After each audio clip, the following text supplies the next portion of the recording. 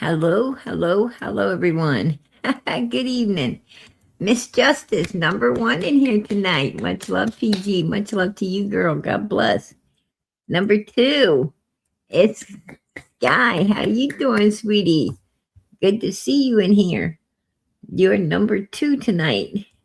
And lovely London, number three. Greetings from across the pond, lovely PG. Hey, girl. God bless you. Much love to you. And Linda, you are number four. Number four. Hello, PG. Hello, hello, hello to you. Good to see you in here. God bless. And let's see. Um, hey, Mama. Good to see you, sweetie. Good to see you in here. Lisa. Lovely London. Hey, beautiful. Oh, you guys are so kind. Bridget says, good evening, PG, and everyone in chat tonight. Much love to you all. Much love to you, girl. You know it.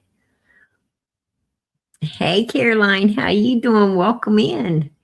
PG, little angel boy, chatting, sweet mods.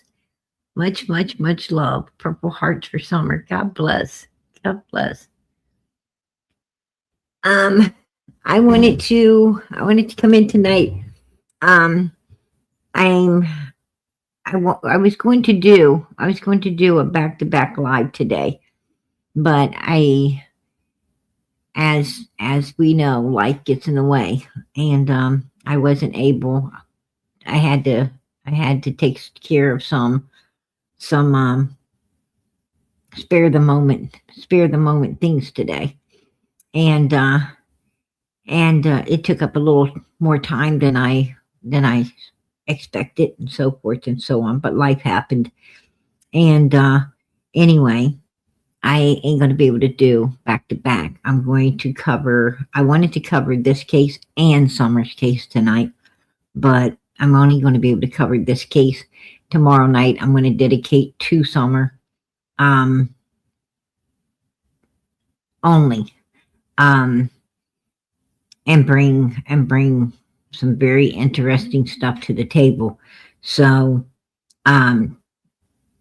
be here tomorrow night for Summer's for a live dedicated just to Summer, and during all of this other stuff going on right now, that it's important to cover too. I mean, this lady is freshly missing, and it's very important to get on top of things at the beginning, right at the beginning.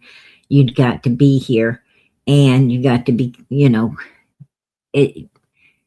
it takes everybody putting out information, because people that see this channel might not see another channel.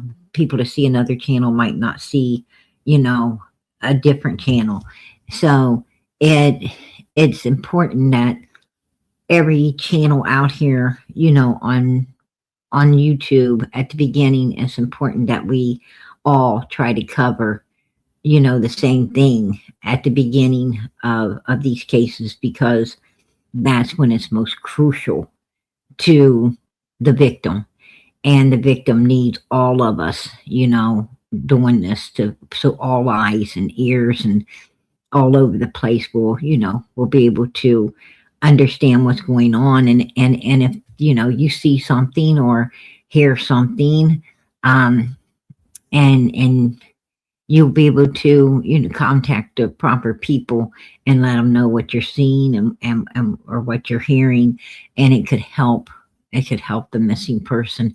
I mean, a lot of times we think to ourselves, we're watching something, but we're not gonna know nothing about it, because it's happening here, it's happening there, and then next thing you know, it's happening in your backyard or in your community, and you're like, whoa, how did this person from somewhere else get to this area, this community, this state?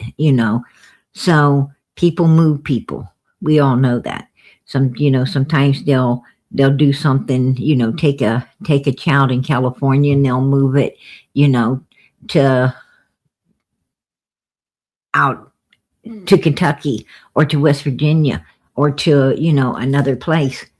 And that's where, it's all of a sudden in your backyard. It's in your backyard.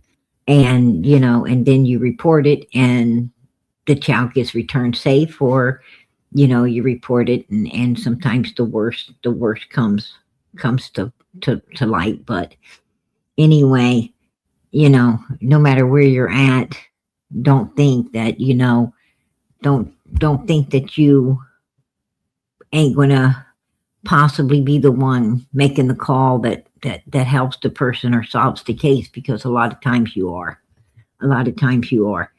And that's why it's so important to get this out here to everybody in the world, because it takes a village to raise a child, but it takes the whole world to find one if it's missing, and it takes the whole world to find anyone that's missing. It takes us all. So I think it's important to stay on top of Nancy's case right now, at the most critical moments. And these are the most critical moments for Nancy to be found and returned if possible. So, we're going to cover her. I understand that they have somebody detained. They have found someone, and have detained them, and that's a good thing.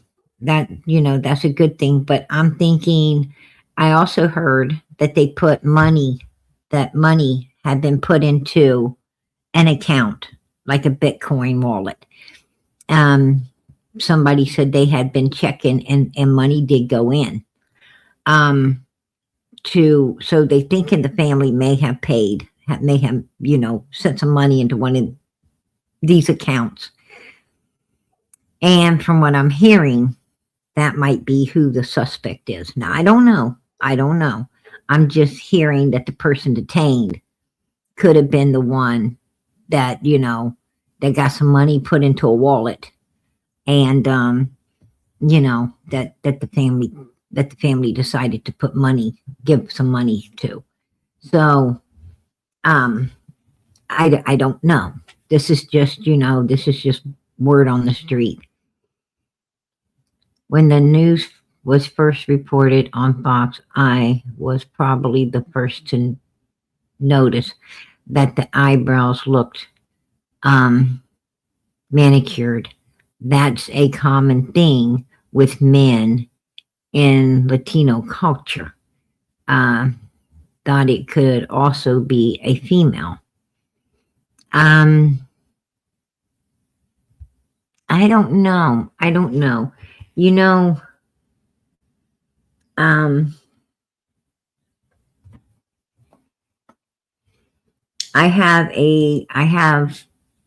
Here's the video.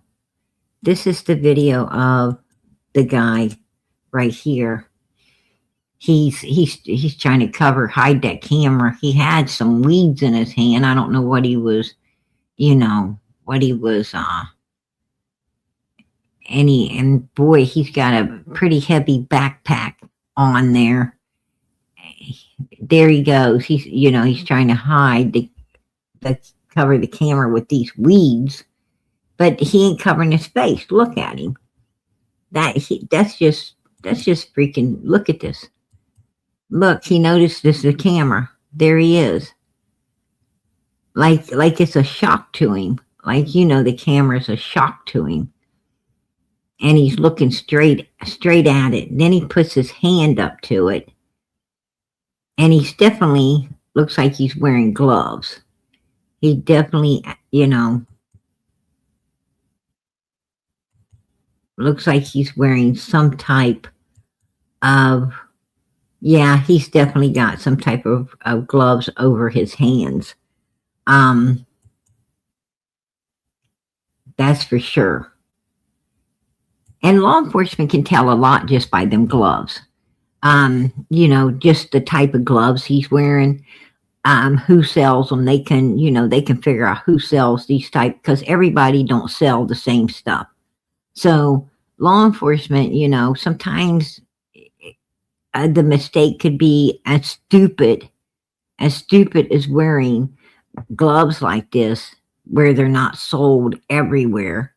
And then law enforcement can look into, who has purchased them, you know, from these stores, and if they paid with a credit card. And sometimes that'll lead, law enforcement sometimes to multiple people, but they'll find they'll definitely find their suspect in it all, when it's said and done. So, sometimes the brand of backpack, um, you know, certain clothing, if it looks new, will lead law enforcement to you. Uh, if it's only sold a certain place, and they usually looking at particular surrounding, areas to see, who has purchased something recently. There's a lot of ways to get caught. Even, yeah, shoes too. Shoes too.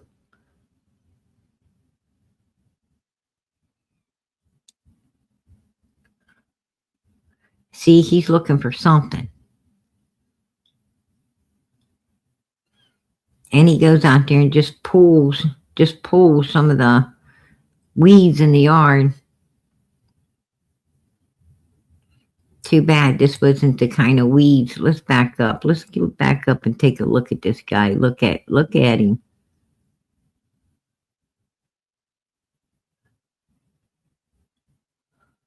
Take a look at that.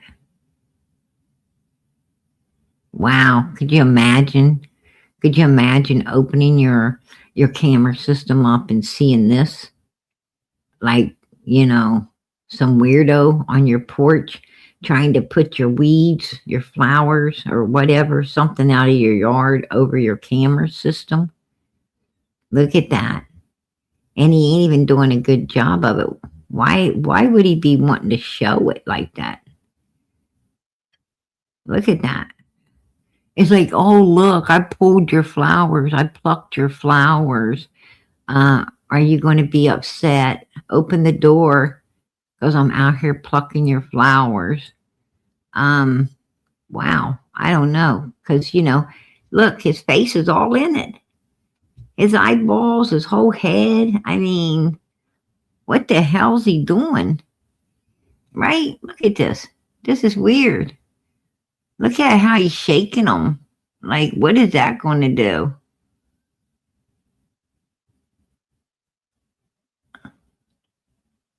It's like, excuse me, what kind of flower is this?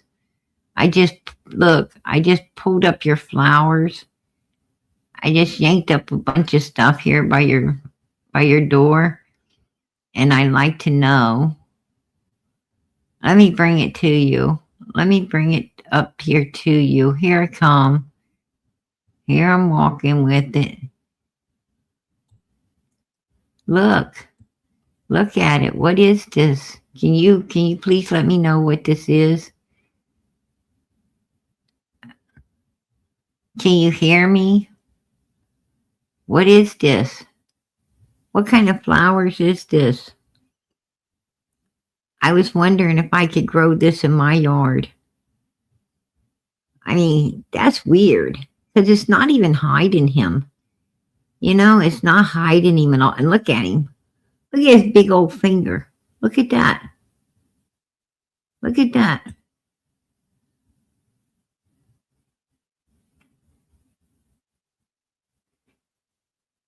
Look. He put it over it so he could peek through it. He could peek in. It's just weird, right? Just weird.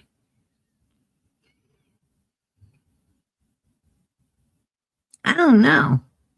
I don't even know, and like, he took the whole camera, right? He took the whole freaking camera with him. Problem is, there was, surveillance left behind from it. Um, some people, right? Um, I don't know. Just don't make no sense. But get a good look at this guy, because man, look at him. Look at his body built. Look, I mean, you can see exactly how he's built. The shape of his head. You can see, about how much he weighs. You can see, um, like he looks like he's, not too fit, but a little fit, right? Um, I mean, he don't look like he works out. He don't look like he works out every day, but he doesn't look like he's a couch potato either. Um, he's got an awful big head. I mean, he's got, like a really large head, no neck. He's one of the no neck, large head. Um, yeah. And, I mean, old boy got videos from his freaking head to his toes, right? I mean, they got his shoes, his pants, his jacket, his gloves. I mean, and then, watch this. Watch this. He sees the camera. He sees the camera. And he's trying to hide it with his hand. Look, that is so weird. And then, then he's trying. Seriously, dude, you just stared all in it, right? You just stared all inside the camera. And you know what? If the lady would have had her, phone next to her bed, and she would have had, and there's a device, a device you can buy that you plug in, and she would have had that in her bed, the plug in her bedroom. It rings when someone came up on the porch like that. The ring camera will chime. It'll like chime inside your house, right? It'll chime on your phone, alerting you that someone's at that motion at this particular doorbell. Um, there's also, like I said, there's a device you can plug in. It'll also start alarming you. It'll start going off, chiming that someone's, around one of the devices. And all you do is check your phone, right? You open your phone up, and oh my God, as soon as you see this, you call 911, right? I don't know why she didn't have that feature, right? Everybody should have that feature. A lot of people turn it off. They turn it off because it goes off all the, every time somebody I don't turn mine off. I don't turn nothing off. I mean, I know, and I have, like my husband's phone's hooked up to it. My phone's hooked up to it. The uncle's phones are hooked up to it. I mean, we got multiple phones, and it's best. Like my sister, her phone's hooked up to it, um, you should have other family members, outside of your home hooked up to it as well. I have people outside of my home hooked up as well as people in my home.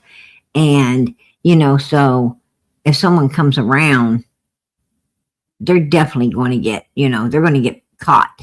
They're going to get caught. We see everything. We see everything. You don't move without us seeing you. If it's important, you're going to have a lot of people showing up at the location, that the person is in. There's going to be quite a few people showing up, cars pulling up, people coming out. It probably wouldn't be good. But why she don't have all the things to know, what's going on around her home, I don't know. I have no idea. And look, he turns around and lets you get a look at what he's built like on the backside. Right? He even, I mean, this dude, he flipped a coin. I mean, now law enforcement don't only know what the whole front of the dude looks like, they know what the whole back of this guy looks like. And it's definitely a man. It's definitely a man. You know. And I hate to say it, but his backside don't look no better than his front side, right? Like he he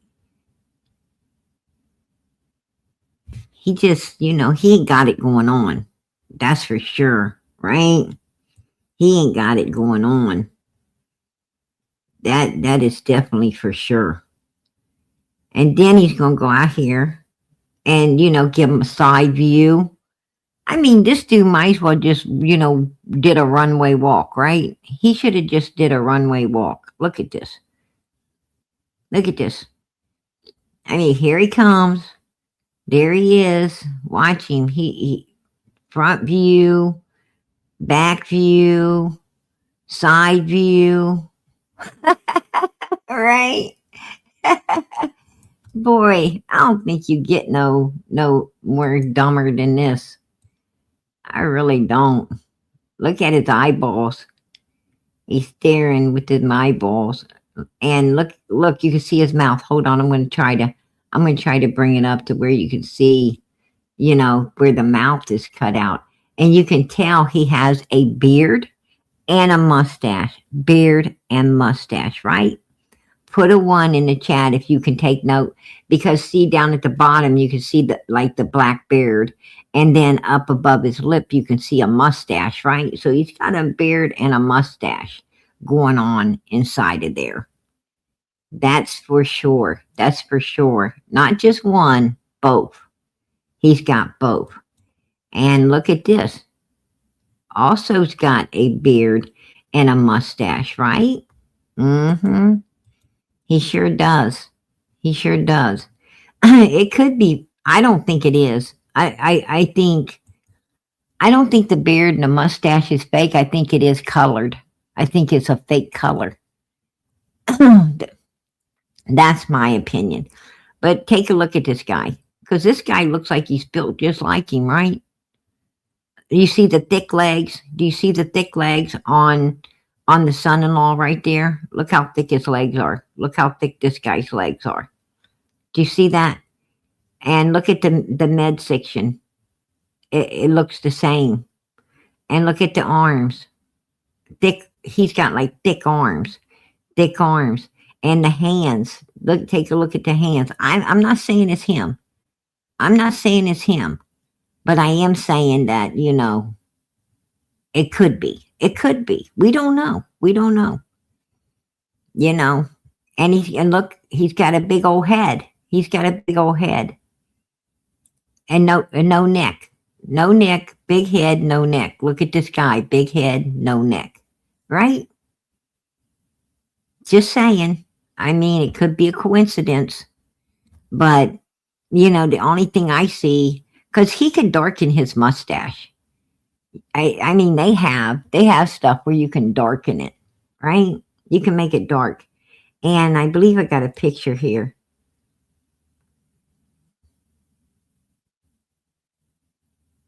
And even the eyebrows, you can see the guy's eyebrows, and they're black. They're black like this guy's. So, but you can use here. See, look, here's the son-in-law. This is the son-in-law's original beard and mustache. And this is what it looks like inside this mask. He could have put, some stuff on his mustache and beard to turn it, because he don't want to cut it off. He could have turned it dark, right? Shoe polish. You can use shoe polish, black shoe polish. There's a lot of stuff you can use to darken everything, and then just wash it out. There's stuff that'll just wash out, right? He could have darkened it up. I don't know. But this and look, he's built like this guy. Right there, that's the son-in-law. Like I said, big head, no neck. Saying it just, I don't know, right? Just saying that,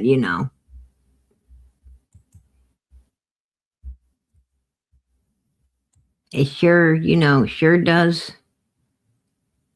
And the dark eyes, right? The dark eyes. The mustache looks just like his. Look, it looks like his. It's even got the little piece, the little piece missing below the nose right there that I can see.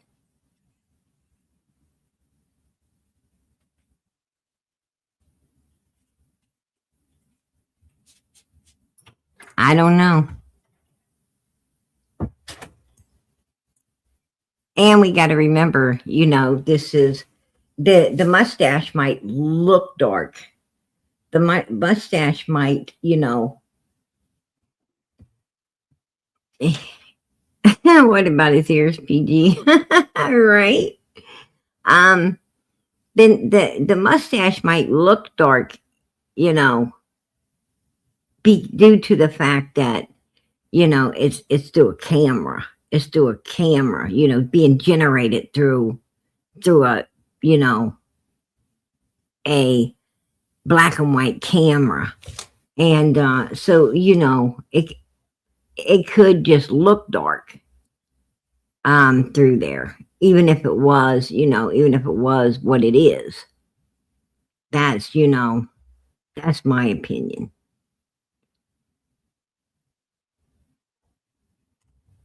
I don't know. Man, would it be a shock if it comes out to be him? I don't know, you guys. Anyway, the daughter came out and talked, right? The daughter came out and talked.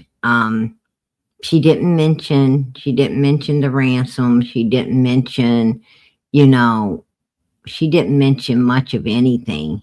She didn't mention anything about the assailant or the, she didn't really talk a whole lot about, the suspect or any of that kind of stuff. The ransom or nothing like that. She just came out and said this. Hi there, everybody. I wanted to come on and just share a few thoughts as we enter into another week of this nightmare.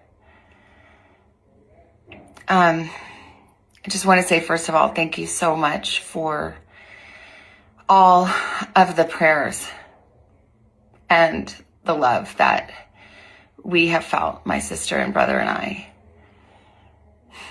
and that our mom has felt. Because we believe that somehow, some way, she is feeling these prayers and that God is lifting her even in this moment and in this darkest place. We believe our mom is still out there. We need your help. Law enforcement is working tirelessly around the clock trying to bring her home, trying to find her. She was taken and we don't know where. And we need your help.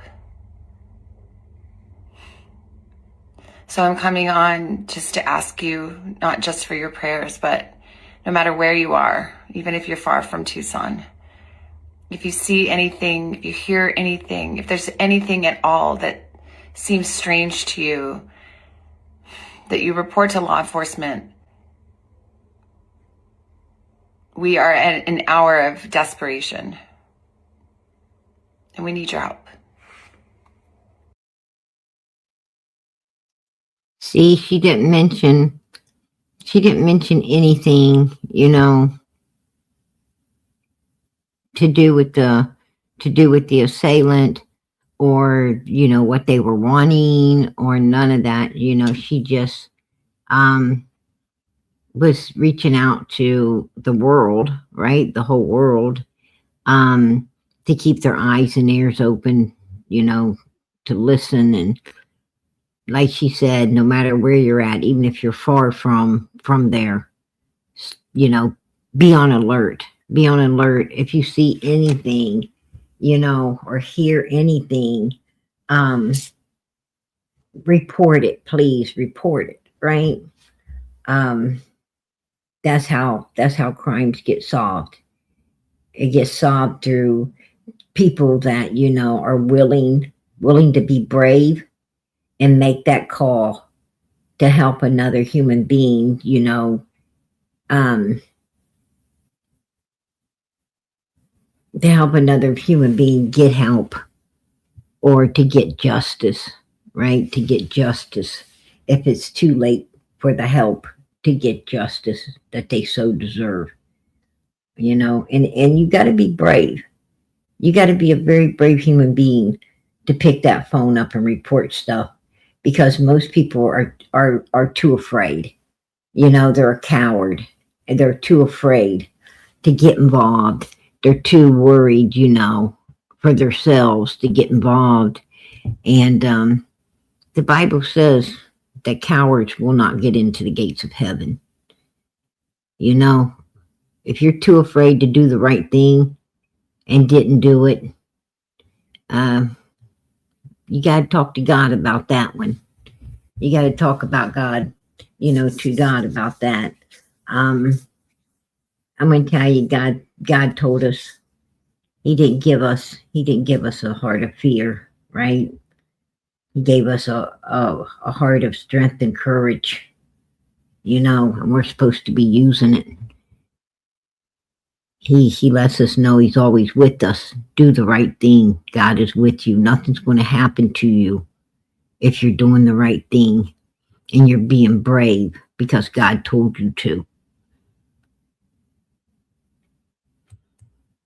But a lot of people don't want to get involved, you know. They're scared. I'm not saying I don't understand that. I'm not going to say I don't understand it, you know, because I do. I understand, you know, you have to overcome.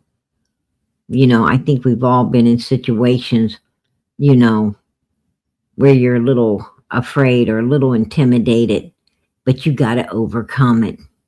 We've all felt intimidation. You know, people think that if you're able to walk up on a stage and talk to, you know, talk in front of thousands of people and you ain't sweating and you're not nervous, and they say, oh, you know, that person's so brave. No, that person is no braver than you. That person, you don't realize, you know, that particular person was just as intimidated and just as afraid to get up there and talk in front of all of those people. They were just, you know, the difference was is they were willing to do it. They was brave enough to, you know, to overcome the fear of staying in their seat, right? They was able to overcome the fear of holding on to that seat and go down there and right up on there. But they were afraid too. Everybody, you know, is is feels the same. All of us as humans feel the same. It's just some can conquer it and some can't. You know, we all can conquer it if we want to. I'm just saying that, you know, some people just ain't going to let fear hold them back. Some people, you know, they do. They do. And I don't think it's a I don't think some people have a higher level of fear than others. I don't believe that. I think they all have the same level of, you know, intimidation and everything. I think some just have more want and willpower You know, if you want to do something, you can. I learned that a long time ago. If you want to do something, you can do it. You just got to do it. You just got to set your mind to it and just do it, right? Just go and do it. And you'll see how much you can do if you just have faith in yourself. You got to have faith in you to overcome the things that, you know, when you say, I can't. Yes, you can. Yes, you can. Yes, you can. Absolutely, you can. You don't need nobody's help to do it. You can do it on your own. You know, it's you got to start having faith in yourself. Pick up that phone. Don't be afraid to make that call. Help somebody. Do the right thing. Listen to God, not humans, not yourself, but listen to what's righteous. That's how you overcome it, and that's how you're able to, you know, to not only help yourself, but to help everybody around you. You know, have no fear. Have no fear. I don't have no fear. I don't care. You know, I ain't gonna let fear hold me back from anything.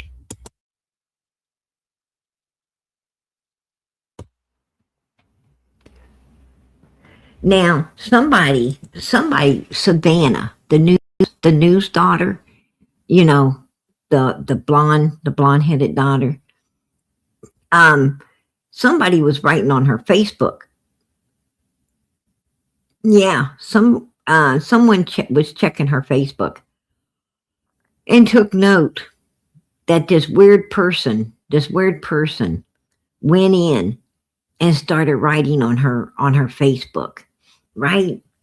Right here, someone scrolled deep into Savannah's Facebook and found brand new account of this guy, Marcus Gonzalez or whatever, leaving the same comment. Don't forget tomorrow, in all caps, on multiple old posts, going back months.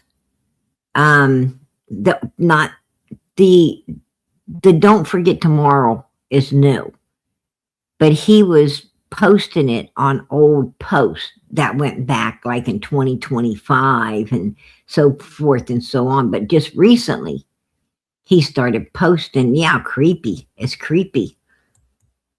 That's the truth. This is creepy. But yeah, he was posting on her Facebook, you know, like right there, don't forget tomorrow.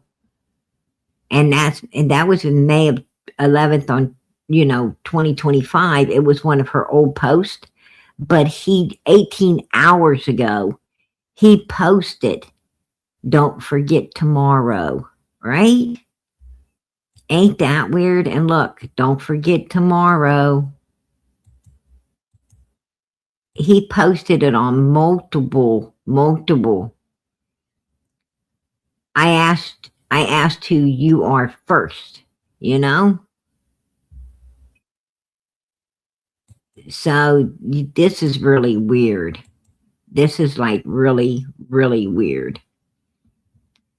So you have to wonder, you know, what does all of this have to do with? Yeah, it is so creepy. But what does it have to do with, right? I mean, this is really weird. Don't forget tomorrow, right?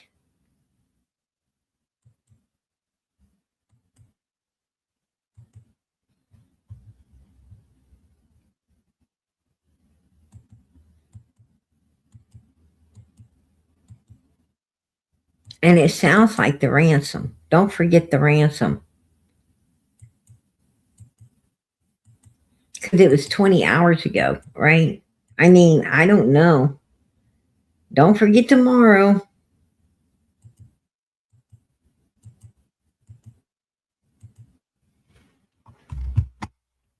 How weird is that? There's some strange, really strange stuff going on in this particular case. Like really strange. Anyway, I brought to the table on the new updates on um the person that right now they have in custody, that they got detained. Yeah, that was really weird, wasn't it, PG's little girl? That is really freaking. I mean, this sounds like this definitely sounds like a. It definitely sounds to me like it's a premeditated. Premeditated is the word for it. Yuma County Sheriff's Department, with assistance from the FBI, has detained an individual for questioning in connection with the abduction of Nancy Guthrie, a law enforcement official briefed on the investigation told ABC News. Now, the person they got detained, the one that's detained, they're not saying that it's the person, it's the person at the house. They're not saying that, oh, it's the person in the mask. I don't think whoever they got detained, I don't think it's the person in the mask. I don't think it's the person with the big book bag, right? I'm kind of thinking that they drop money into one of those, wallets, and that's how they found this particular person that they've got detained. And it's probably like the other guy. It's probably going to end up like the other guy who was trying to get Bitcoins, and he had nothing to do with nothing, right? Other than, trying to benefit off of somebody else's crime. And you got a lot of people that will do that. There's a lot of really evil people in this world. The individual was detained in a location south of Tucson, the source said, and law enforcement is preparing to search a location associated with the individual. The development followed the first images released of a masked man approaching Nancy Guthrie's front door and as investigators continued to search in her neighborhood. And that's right here.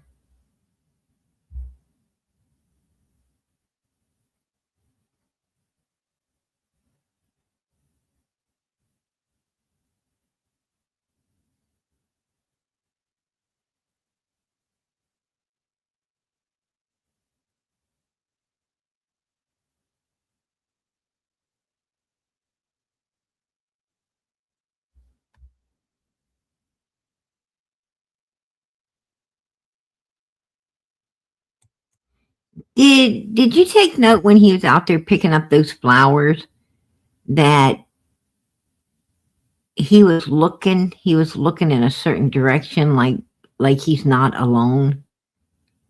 Like, like he's not alone. I'll show you.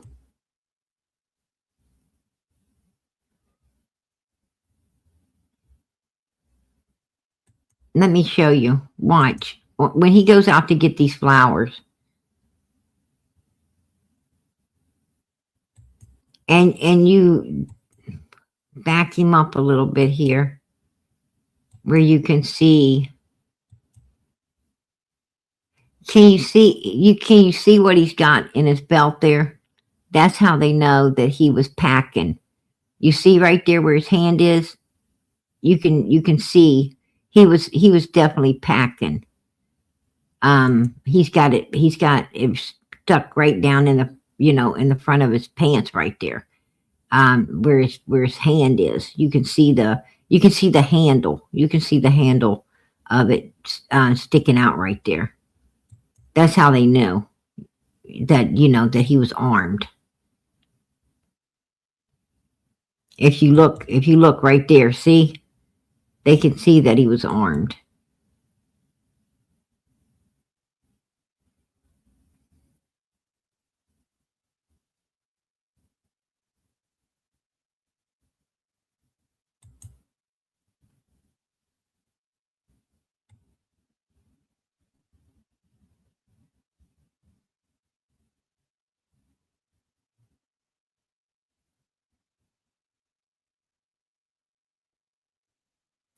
See, he walks out, bends over, and then watch when he comes up.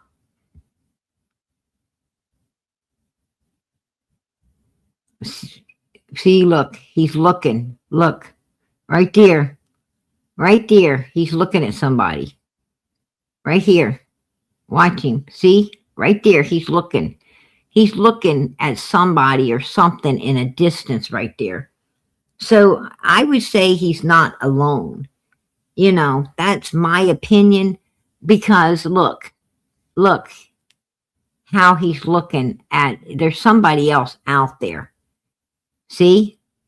Watching. Now watch when he comes up and he's staring. Watch. Right there. He's looking. He's trying to cover everything. But there's got to be somebody else there. Right there. As he comes up, he takes a minute and looks, out into that yard, out at someone. Right there. See? You see how he's looking back? Like there's someone out there besides him. He was definitely looking at someone else.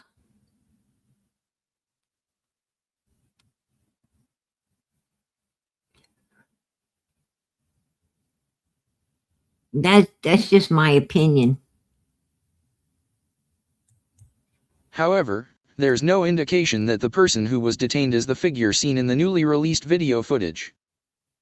Earlier Tuesday, FBI Director Kash Patel released images and video of an armed individual in connection with the disappearance of Nancy Guthrie, the 84-year-old mother of Today Show host Savannah Guthrie. The images showed someone wearing a mask, gloves, a backpack, and armed with a holstered handgun at the front door of Nancy Guthrie's Tucson area home around the time investigators suspect she was abducted on February 1. Law enforcement has uncovered these previously inaccessible new images showing an armed individual appearing to have tampered with the camera at Nancy Guthrie's front door the morning of her disappearance, Patel said in his post. The Guthrie family was shown the images before their public release, law enforcement sources told ABC News. Savannah Guthrie posted the images to her Instagram account, with the message, "We believe she is still alive. Bring her home." In a second Instagram post on Tuesday afternoon, Guthrie wrote, "Someone out there recognizes this person. We believe she is still out there. Bring her home." Nancy Guthrie was taken from her home on Sunday, February 1, according to authorities. A Monday ransom deadline by persons claiming to be Guthrie's abductors passed as the search for her continues. And as you see, it says abductors, not an abductor. It says abductors. That speaks high volume. I told you they're thinking it's more than one. Patel said the FBI and the Pima County Sheriff's Office worked with private sector partners in recent days to recover the video footage, which Patel said had been lost, corrupted, or inaccessible due to a variety of factors, including the removal of recording devices. The video was recovered from residual data located in the back-end systems, Patel said. Working with 4 partners as of this morning. Law enforcement has uncovered these previously inaccessible new images showing an armed individual appearing to have tampered with the camera at Nancy Guthrie's front door the morning of her disappearance.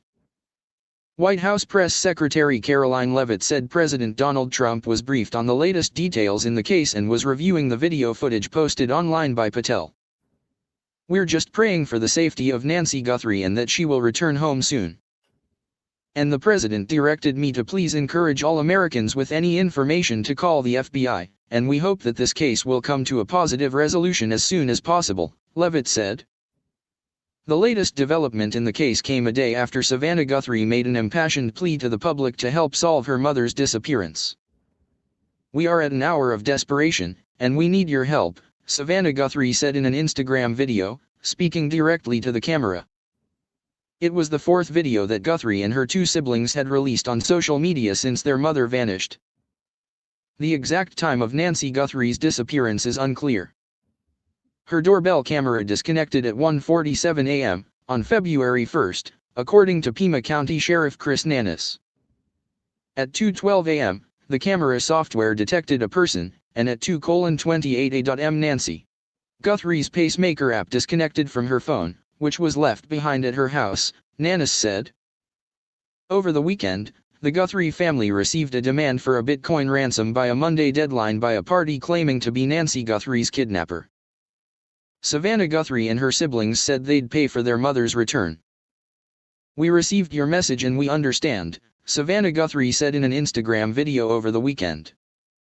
"We beg you now to return our mother to us so we can celebrate with her. This is the only way we will have peace. This is very valuable to us, and we will pay." After the ransom deadline passed Monday evening, the FBI released a statement, saying its agents continued to work around the clock on the case and that more were being sent to Arizona to assist in the investigation.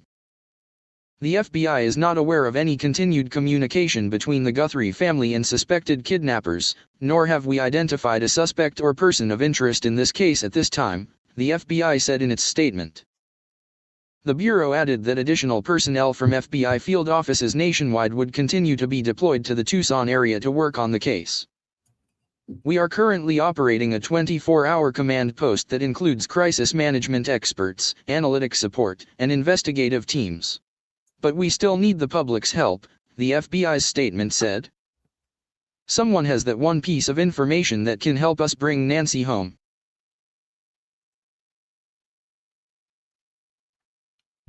Wow.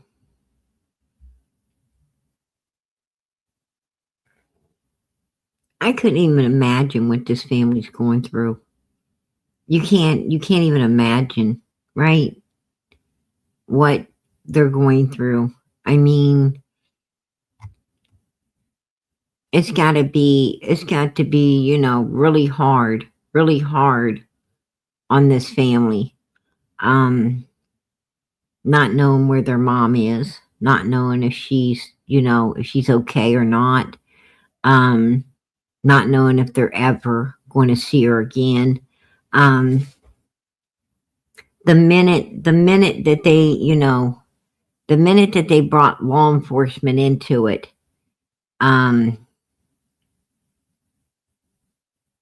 anytime it's a ransom, they tell you not to contact law enforcement, right?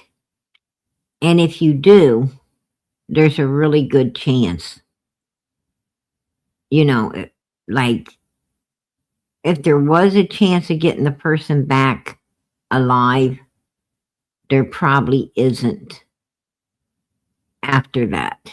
I mean, that's just, statistics, right? That's statistics.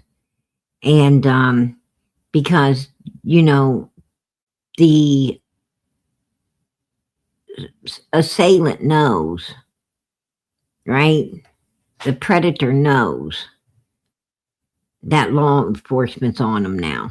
They know that it's not going to be safe.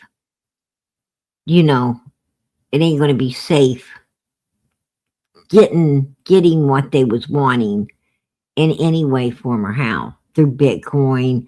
They know it's going to be traced. It's going to be traced no matter how, they receive it. And they just can't take that risk. So, and 9 times out of 10, they're not going to, release the victim. So,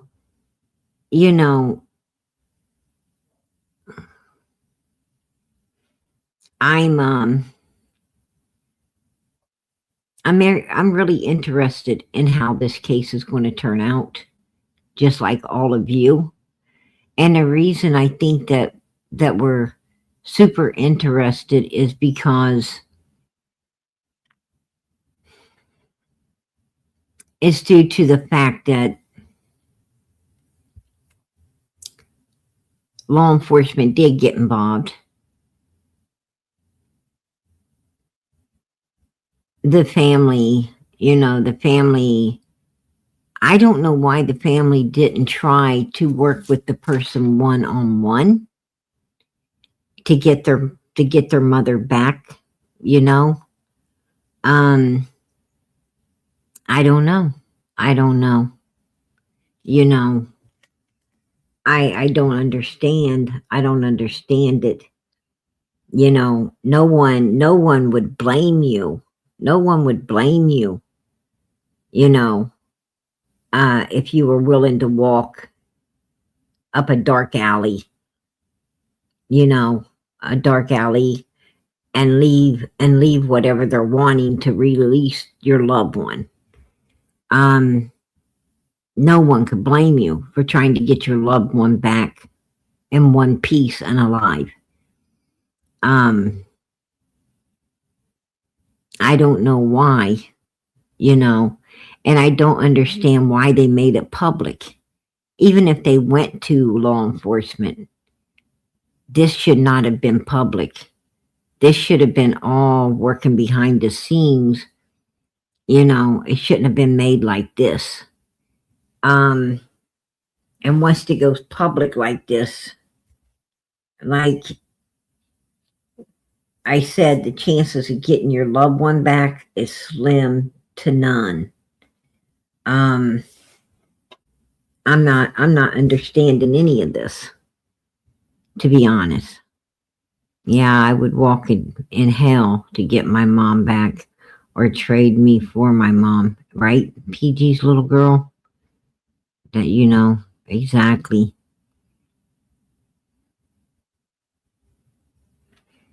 Yeah, this just does not sound kosher, right? This doesn't sound right. And her house was her home. I heard that she had not a loan, but loans. Like her house was, you know, was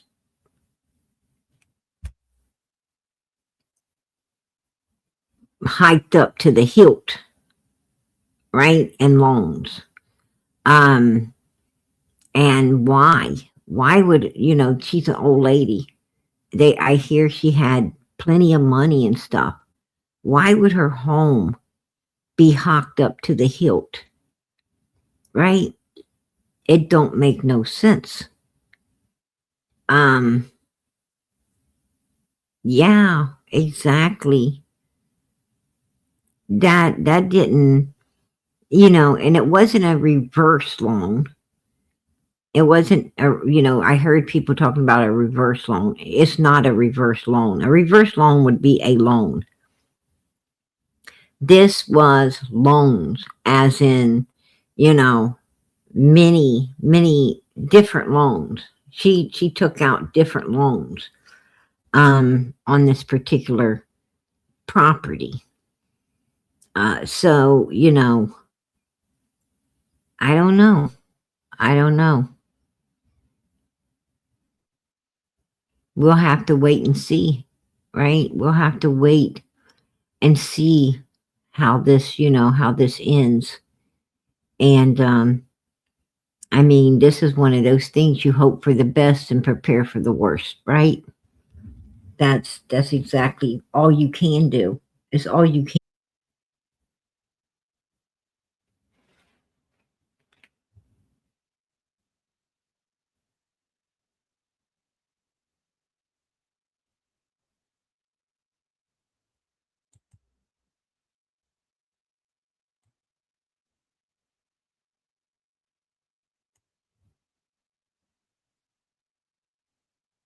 Could you imagine? Could you imagine seeing this?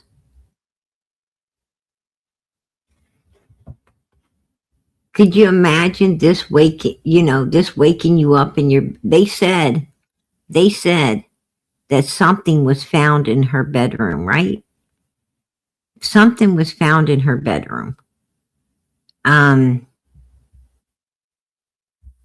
could you imagine waking up to this right there?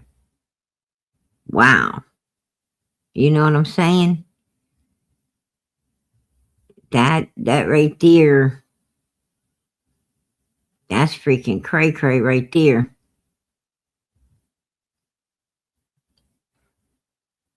I don't know.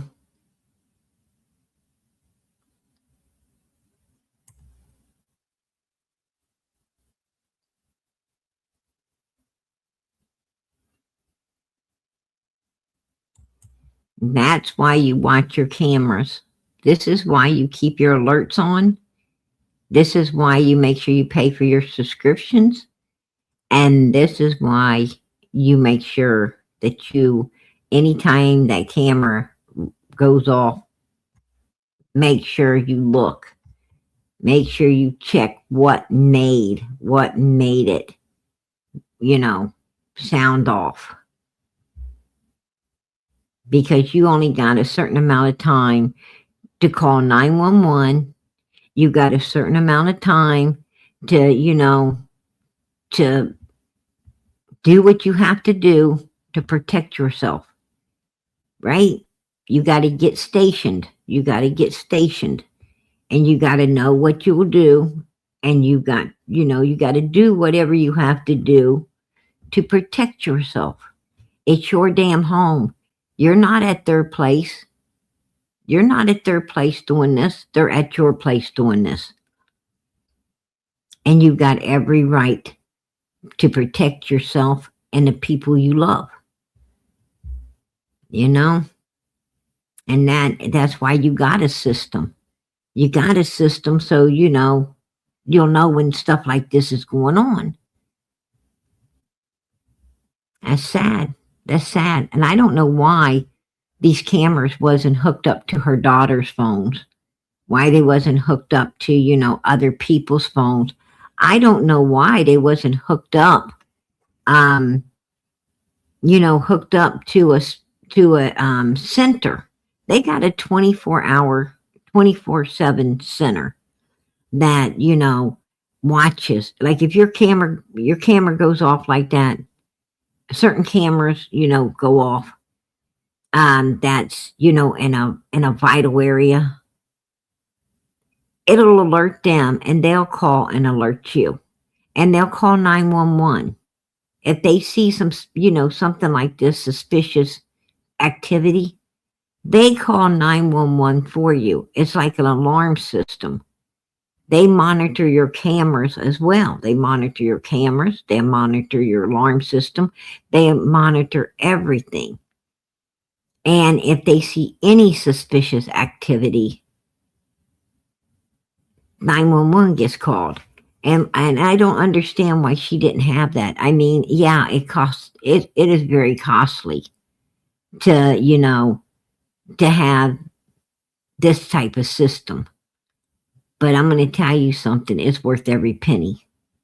It's worth every penny to have your house monitored 24/7, right? It's just the way it is.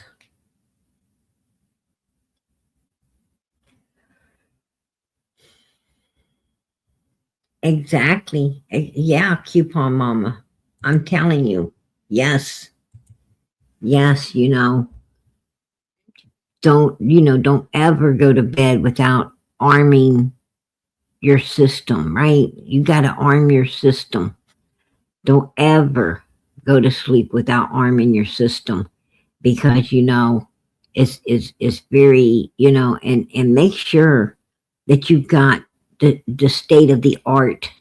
You got to have the state of the art equipment, right? The new up to date state of the art. I mean, if they just touch your window, it's going to sound off the alarm. If they touch your door, just jiggle it, it's going to sound off your alarm. And it ain't just going to sound off your alarm, but it's going to tell you exactly what door or what window, right? What window. It's going to tell you right where you need to go in order to protect yourself from the inside. It's going to tell you right where the person's at. And that's what you got to do. That's, it's expensive. But what's a few $1,000s compared to something like this happening, right? You can't put a price tag on your life. You can't put a price tag on it. You got to pay. I don't understand I could see poor people, maybe not being able to pay and get this stuff. But you know what? More poor people get it than rich people. More middle class people get it than rich people. Poor people and middle class people, they will save to get that system. They will, they'll say, hey, we'll cut out eating out and pay for this, pay for the system. It's more important for us to be protected than it is to, go out for pizza night or go out for steak night or go out to the movies. It's more important to protect ourselves in a world that we live in today. And they pay for this stuff. Rich people, now we know why now why they probably got so much money, right? Because they cut corners. Rich people are like, I live in a safe area, so I don't have to have all of this stuff. They have big swimming pools, and they have, like, JonBenet Ramsey, right? JonBenet Ramsey is a perfect example.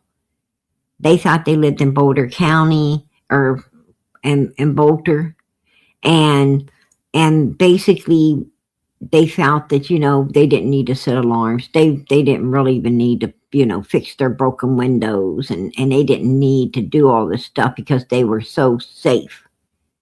Well, they weren't safe at all, were they? They should have fixed the broken window. They should have set the alarm system. When you leave, set it. When you come home, set it. Right? Keep it set. Nobody's safe. It used to be that the rich were safe, living behind the big gates, in the big houses. It used to be that the rich were safe, but not anymore. Not anymore. This kind of stuff is not, it's not, discriminating between the poor and the middle class and the rich. It's getting everybody. And that's the problem with crime. It might start out with the poor, and middle class. But if you let criminals get away with, taking from the poor and the middle class, it won't be long. They'll be, looking for way more, and they'll be up there doing it to the rich because they get tired of getting peanuts, right? They want Cracker Jacks. And it finally starts to roost in their yards too. And I just don't understand. I don't understand it. I have seen, I have been around some rich people. I have actually been around some very wealthy people. And I'm going to tell you, I've seen a few wealthy people's homes. They don't have furniture and stuff. You think that, they got all of this, they got this big, beautiful house, and it's just full of this beautiful furniture. I'm going to tell you something. I have seen where they buy that big, beautiful house, and it takes years for them to furnish it. You know why? Because they're too busy paying for the house, and they really can't afford to put nothing, to do the interior, because they're too busy paying for the exterior, right? And that was shocking to me. That was very shocking to me. I'm like, I'm not going to buy a house that I can't furnish, right? I'm not going to, there's no way. I'm just not going to do it. I mean, that's the whole point in having a house, right? So you can furnish it. I mean, I don't want to spend my whole life trying to furnish something. Hell no. I mean, I'm not going to work and pay for a shell of a house, just to look like I got something. Um, that's BS, right? I can't even afford a prescription for my I can't afford an alarm system or a prescription for the cameras. No thanks. I don't want it.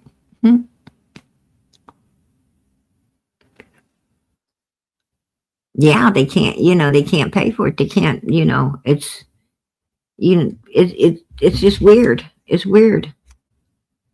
I was like, why is this house so empty? Right? Why is this house so empty? You know, like no place to sit down. Like, there's a little bit of furniture here, a little bit of furniture there, the dining room, no table, no hutch, no nothing, right? Where the hell's the dining room set? What happens if you invite people over to dinner?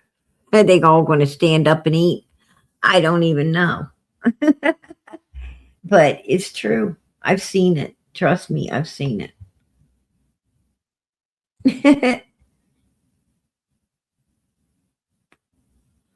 The rich folks trash of my treasures. I'm going to tell you, it's true. It's true. To be honest with you. One man's trash is another man's treasures. That is true. That's very true. I have seen people take stuff. I mean, take nothing and turn it into something. I have actually watched people. I'm like, what do you want that for? Right? They want to pull over and pick something up. And I'm not for that. Like, I am so against pulling over and picking up something someone's thrown out. I'm like, But I have had, people, come on, help me. I'm like, what do you want it for? This is so embarrassing. And, so you get out and you help them get it in, the vehicle, and you're staring at that thing through the rear view mirror, like, oh my gosh, and what are you going to do with that thing? And, it's just a mess, and you don't know why, and it was, a lot of times it's heavy, and you don't even know why you're straining yourself to get this thing, and you think you're going to be upset because, the next time you visit your friend or, your relative that got you to pull over and do it, you think the next time you visit them, this thing's going to be in the garbage, and you're going to be like, all great, you strained every muscle. It took me a week, and some Bengay to get back, in shape from the crap you having me lift from the side of a road, and you just put it in the garbage. You just put it in the garbage, So basically, you took their trash to bring home to become your trash, So you think you're going to be upset, but you go back when you go back to visit. Oh wow, they took that. They took whatever it was, and they actually turned it into something beautiful. Like, it don't even look like the same, it don't even look like what you picked up. It is, but they work wonders with it. And a lot of times they sell it for more, for pretty good money, right? For a pretty good dollar. A lot of people go to yard sales, they buy stuff. and they take it home, and you think, oh God, why did you get that? But they clean it up. They they work magic on it, and they sell it for way more than they bought it for, and they don't really got nothing in it. Um, yeah, people's trash is your treasures, right? Absolutely. Um,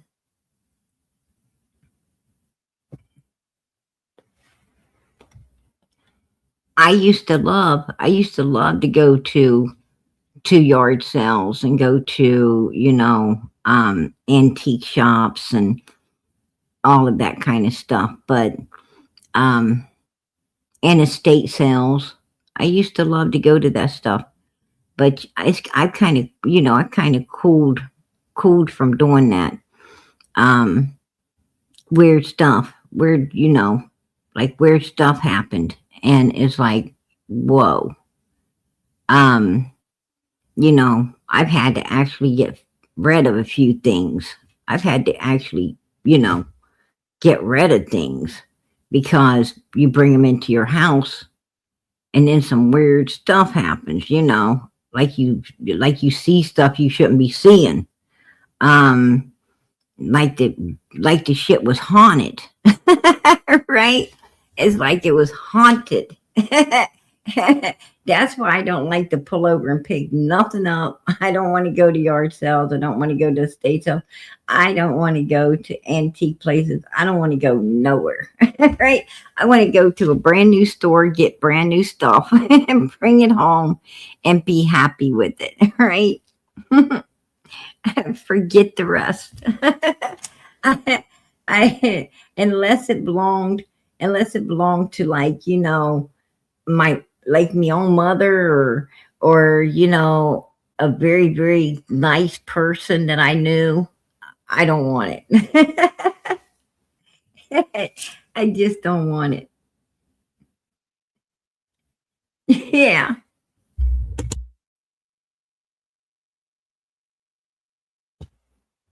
Yeah. I'm going to tell you.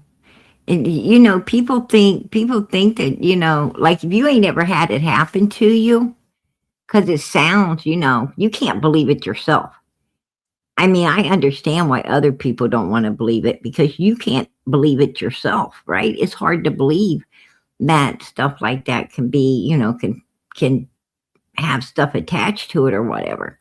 But I'm telling you, if you've had it happen to you, you know what I'm talking about. It's like, it's got to go, right? It's got to go.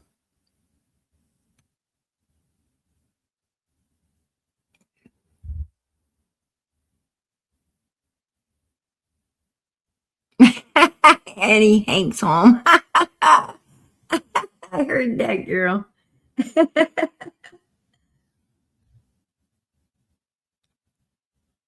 Yeah, I'm going to tell you something. I have, but I, I really, I really like to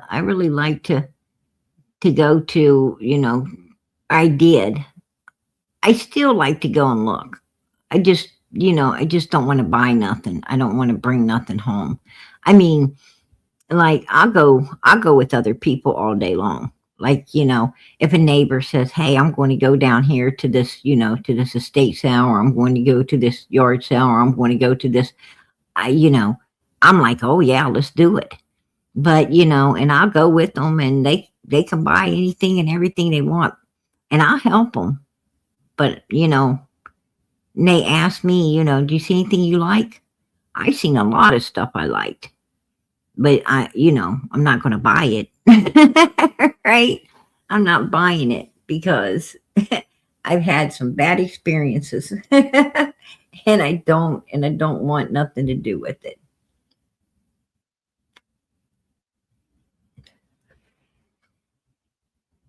Let me tell you about one of my last experiences at a state sale.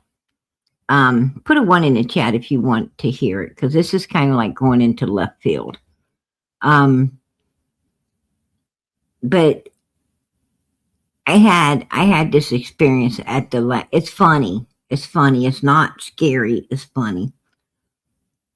But if you don't, okay, I got a few people who wants to hear it.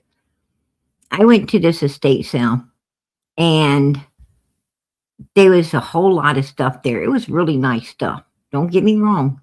It was nice stuff in this house. This house was like, it was beautiful. It was beautiful. Very rich. Very, very rich. Here I go. You know, I take my daughter and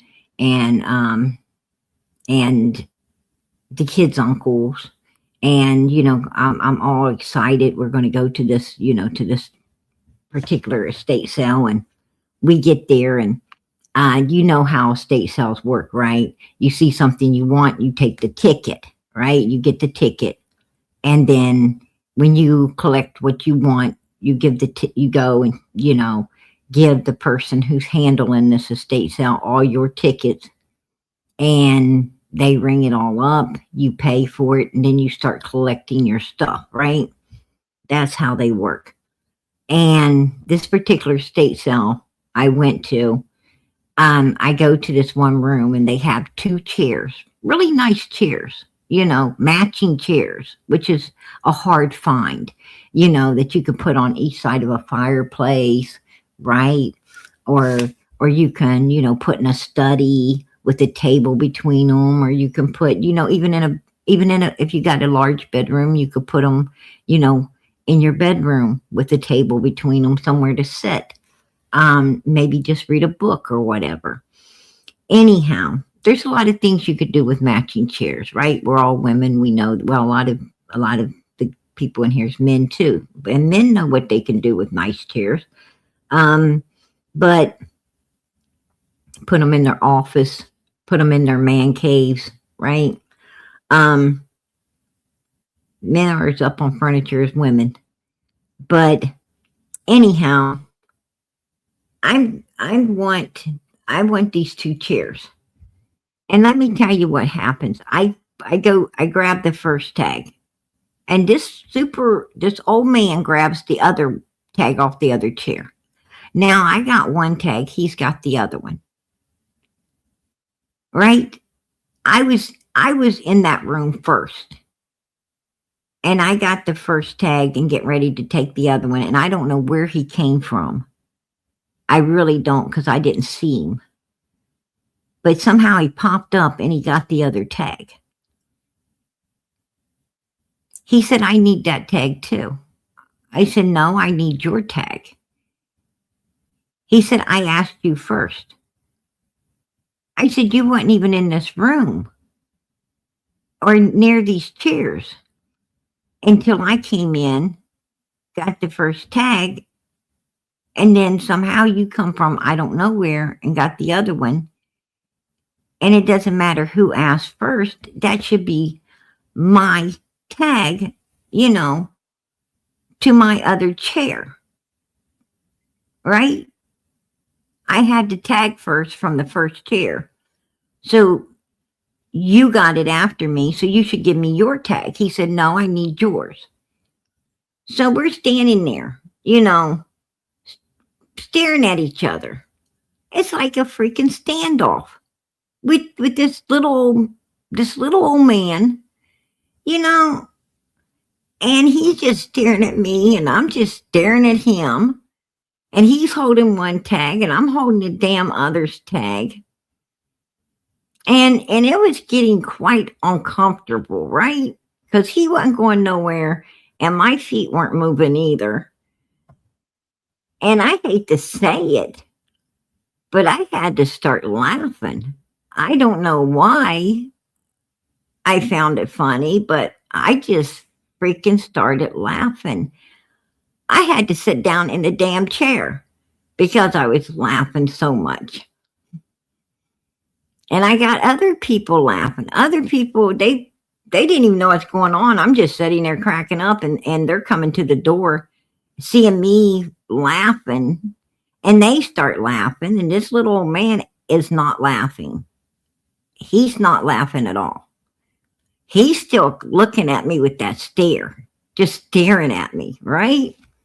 Kind of freaking creepy. I was like, I just gave him the freaking tag. I just gave it to him. It's like, have it. Man, I don't want it because I don't know where you came from, for one. I know when I came in this room, I was all by myself. I know there was no one else in here. I don't know where the hell you popped out of or how you got that tag in your hand, but you know what? It's just, and then you're staring at me like this. I got to go. So anyway, so much for that room, right? Because that's really all I was interested in was that. So I go, as I was coming in, had a real pretty table had caught my eye. It was really nice, It's a little bigger, than a sofa, than the little end table, a sofa table. But it was smaller, smaller, than like a a breakfast table or whatever. I mean, it would look really nice. This particular piece would be really nice. It would complement.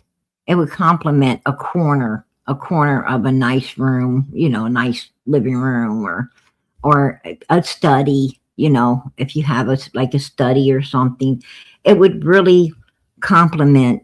A room. And anyway, I go and I pulled the tag off of it.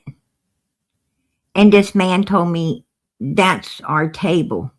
Not the little old man. This is a whole new person now. Tells me that tag was theirs. I said, how is it yours when I've got it? I don't know, but it's mine. And they, and they had like an accent. They had an accent to their voice. I seen it. I was going to take it and then somehow it ended up with you, but it's mine. I'm like, are we freaking kidding here today? I just got my chairs took, right?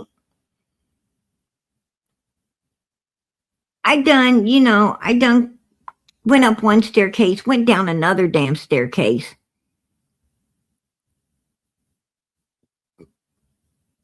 Circled around God knows what. Made my way back through here to get this particular tag, and now you tell me it's yours? Yes, it's mine.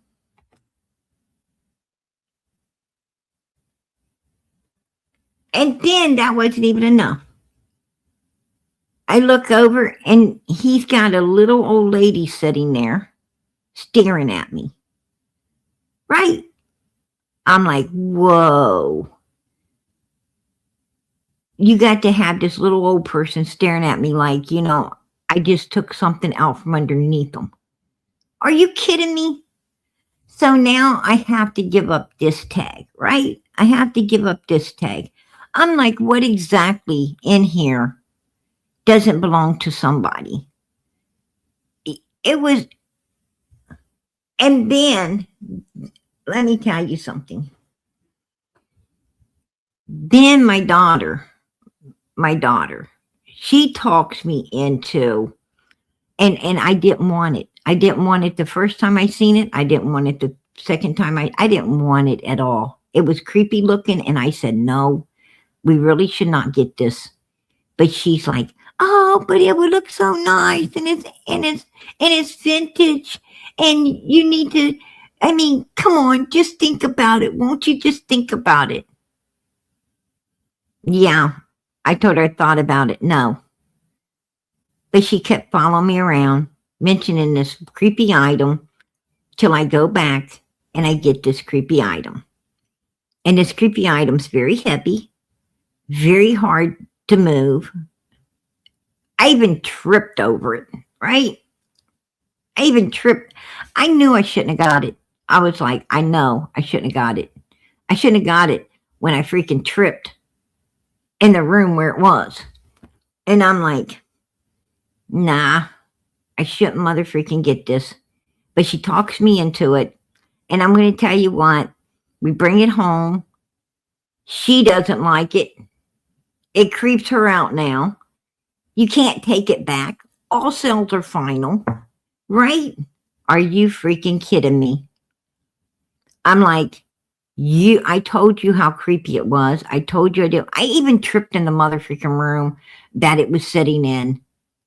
And that's definitely a sign you shouldn't get it. I didn't trip in any other room. I was just getting everything I wanted took away from me. All right. I'm going to tell you, that whole thing was BS. Like, unbelievable. And then I see this picture, right? I see this picture. I forget to tell you guys this. As I'm coming down the staircase, there's this one picture that caught my eye, and I'm like, oh, that is beautiful. Before I could even get on down the staircase because of other people, right, coming up and going down, and before I could even get there, somebody took it off the wall and was gone with it. I was like, where did it go? Where did it go? And people staring at me like, where did what go? I was like, I know I saw a picture on this wall and it's gone, right? This is the stuff that was going on inside of this place. I was like, and my daughter, finally we get this creepy thing home, and I'm going to tell you something. Then the creepy thing went to the garage, and then the creepy thing went from the garage to the street, right? To be hauled away. Somebody picked it up. I don't know who did, but somebody came by and got it and took it on away. And I was like, oh, thank goodness, but that didn't help my pocketbook, did it? It didn't help my pocketbook. And my daughter, to make me feel better, she said, don't worry, Mom, when I grow up and get a job, I'll pay you back for that.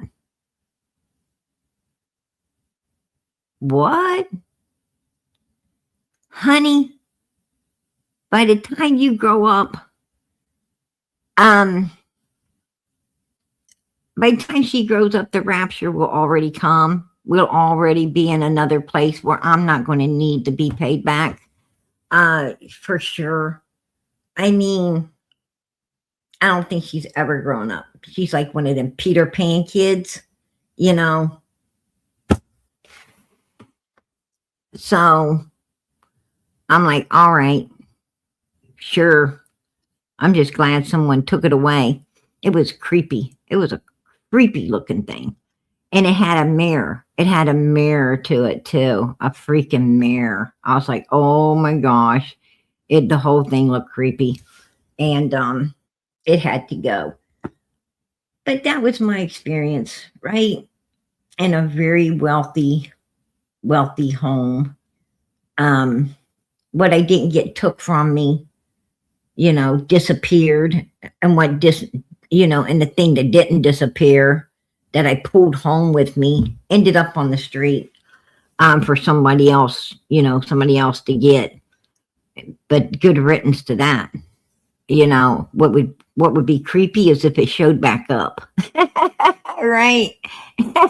If they brought it back, I'd be worried. Hopefully they didn't remember where they picked it up from, right? So they can't bring it back. But I'm going to tell you, I told my daughter, next time I go to a place like that, she's staying home.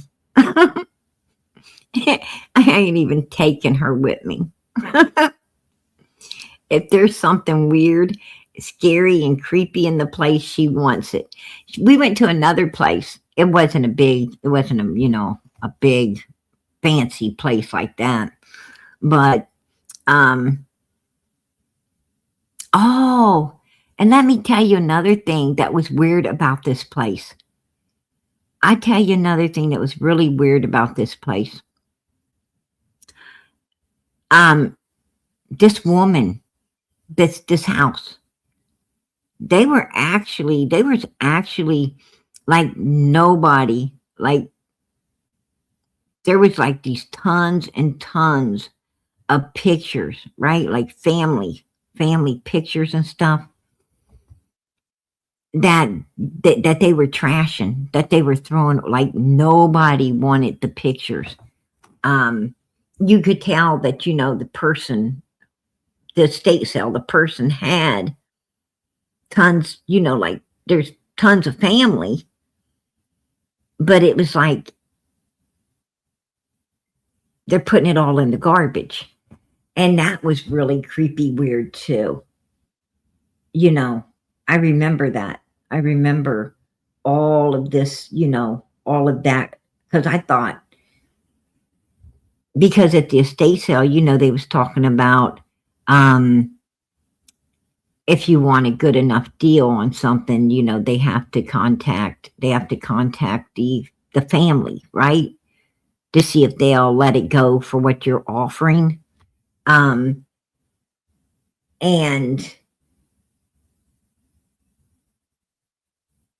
if this is their family, why didn't they take all them boxes and all that stuff of, them photos? It would be of them, right? But they didn't want nothing. Like they wanted nothing. And that was really creepy too. I thought that was like, super creepy. But I went to another sale, wasn't in a big place like that. My daughter ended up getting something, and it had to go on the curb as well, because we actually started seeing this woman. And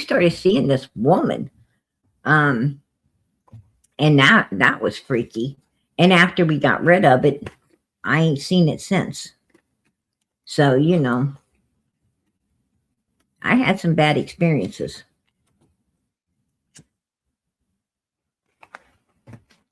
Anyway, I think I've kept you guys. I've been in here. Well, we ain't been here that long, about an hour and a half, but I just wanted to come in. I just wanted to update everybody on Nancy's case. I wanted to, let everybody see the person on the video of the person that, supposedly abducted her right here. I think it's important to get this out there in case someone, knows who this is, and you don't ever know where they're going to see this. They could see it on anybody's channel. As I said, everybody that watches PG don't watch Justin. Everybody that watches Justin don't watch, JLR. Everybody that watches JLR doesn't watch, It's important for every last one of us to be covering this and to be getting this out there for this woman's sake, in case someone, knows or has seen this particular person before and can turn them in. So that's what I wanted to come in and do tonight, was just to, go over all of this and do what we can as well in this case. I'm not going to say that that it is the son-in-law, or that I'm not putting no shade on the son-in-law. A lot of people are. I'm not going to do that because I don't know.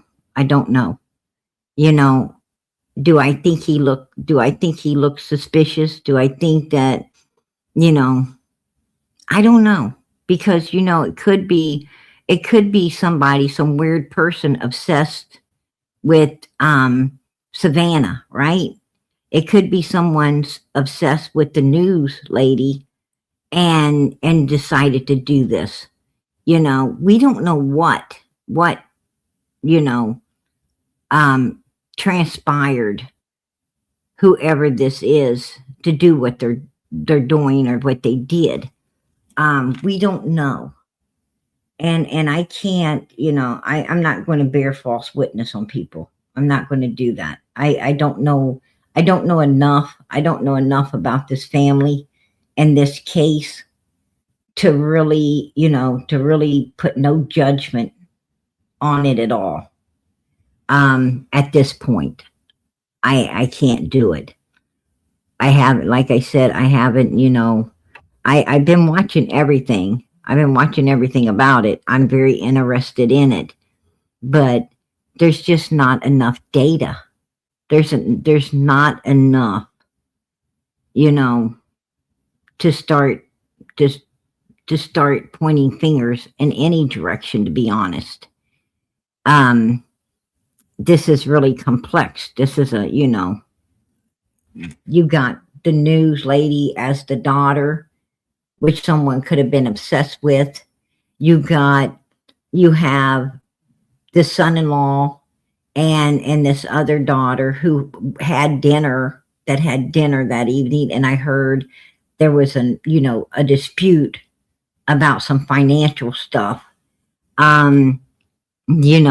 which raises red flags, right? And then you have this son.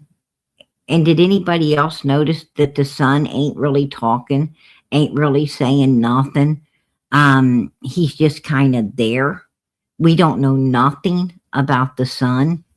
So I don't know. I don't know.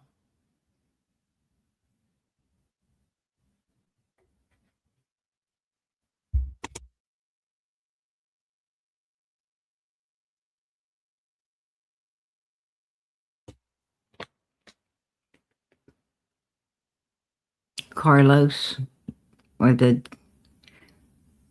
I don't know.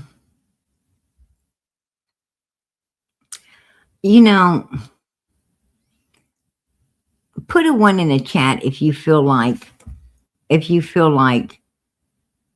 I kind of feel, to me, I feel like the ransom was a distraction. I don't really think anyone was out to get paid like that. I just think that this ransom stuff is kind of a,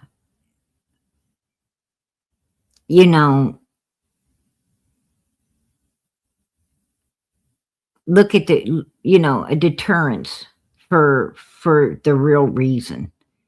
That's my opinion.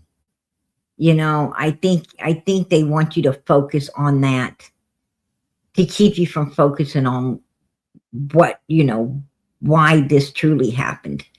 I think the ransom part of this, all of this, I think the ransom note was fake from the get.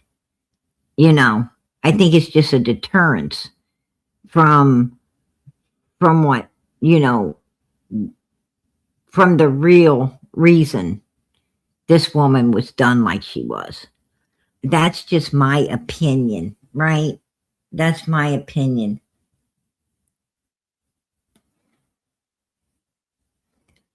So I don't know.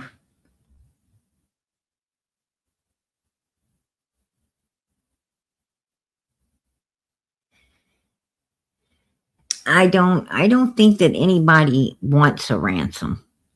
That's why they ain't reached back out. That's why, that's why they haven't, heard nothing else from the ransom part of this. I'm just wondering if whoever did this will let this woman, go, or let her be found.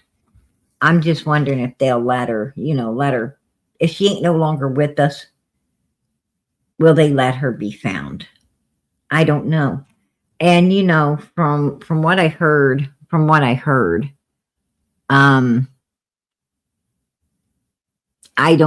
don't know how true it is. So don't hold me to this. I'm just telling you what I'm hearing in the circuit out here. But I heard that possibly,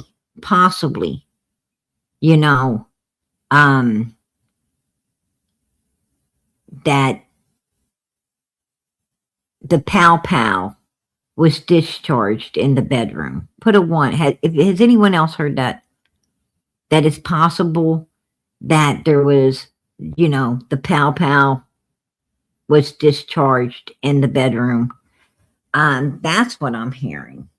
I don't know. And if that's the case,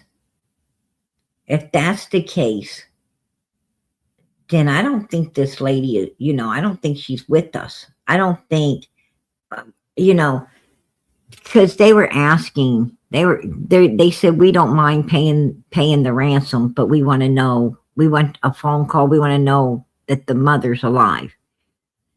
And I don't,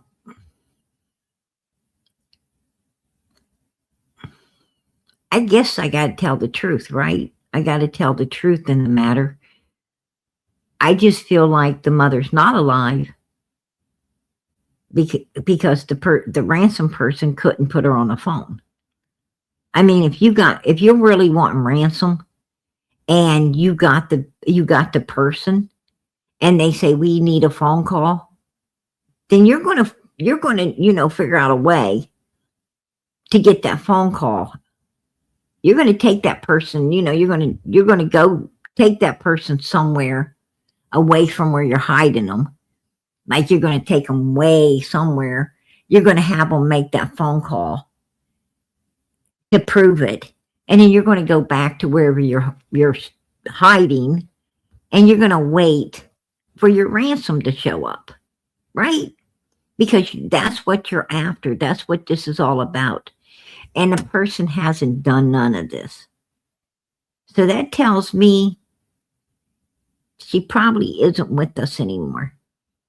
And if it's true that, the pow went off in the bedroom where the lady's supposed to have been,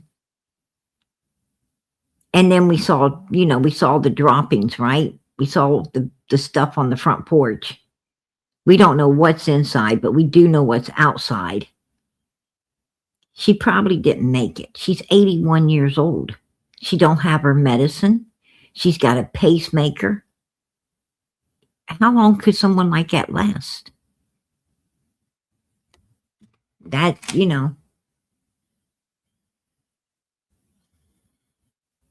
I mean, I think,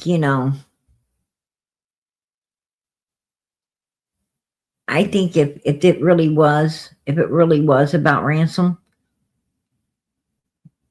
the numbskulls that did it, the dummies that went and did it, messed it up. They messed it up as much as law enforcement messed up. I mean, they dropped the ball just like Ronnie Lawson did in Summer's case, right? Big time. They dropped the ball big time. That's just, my opinion.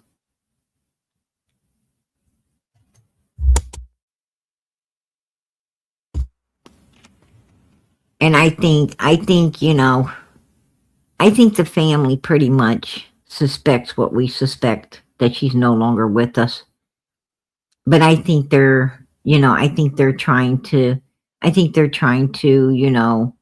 keep saying that they believe she is, and they're willing to cooperate. I think they're trying to fish the person out of whatever hole they're hiding in, by acting like they believe their mom's still alive and everything, and they're still willing to pay, the money, and they're trying to fish them out of their hole. And it sounds to me like the person ain't got what, no longer has what, the ransom's for, and they're not willing to come out of their hole now. They're just going to try to drop all of it, leave it behind them, and move forward. They messed it up. Everything got messed up. And I don't know if this person will ever be found at all or not, because where she lived at, oh my gosh, it's just like, it's like a humongous desert, right? It's like a humongous desert out there. The person could be anywhere. You don't even know. They could be out there somewhere for 100 years. Nobody find them, because the place is just so, so hot and desert. it's like miles and miles and miles and miles and miles of nothing. And it's so close to the border. It's so close to the border. They could have went over the border, right? They could have went on over the border, and she's not even anywhere in the United States to be found. That's another problem.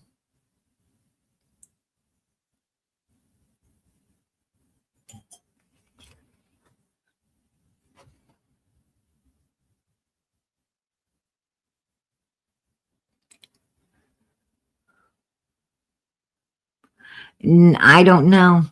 I don't think they would see buzzers flying around.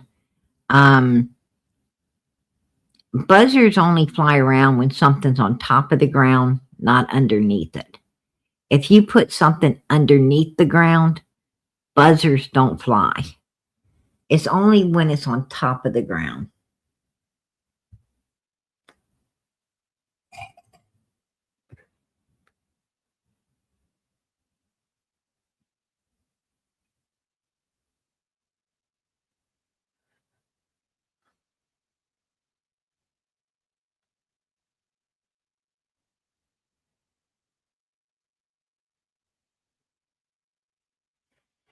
Right. Exactly.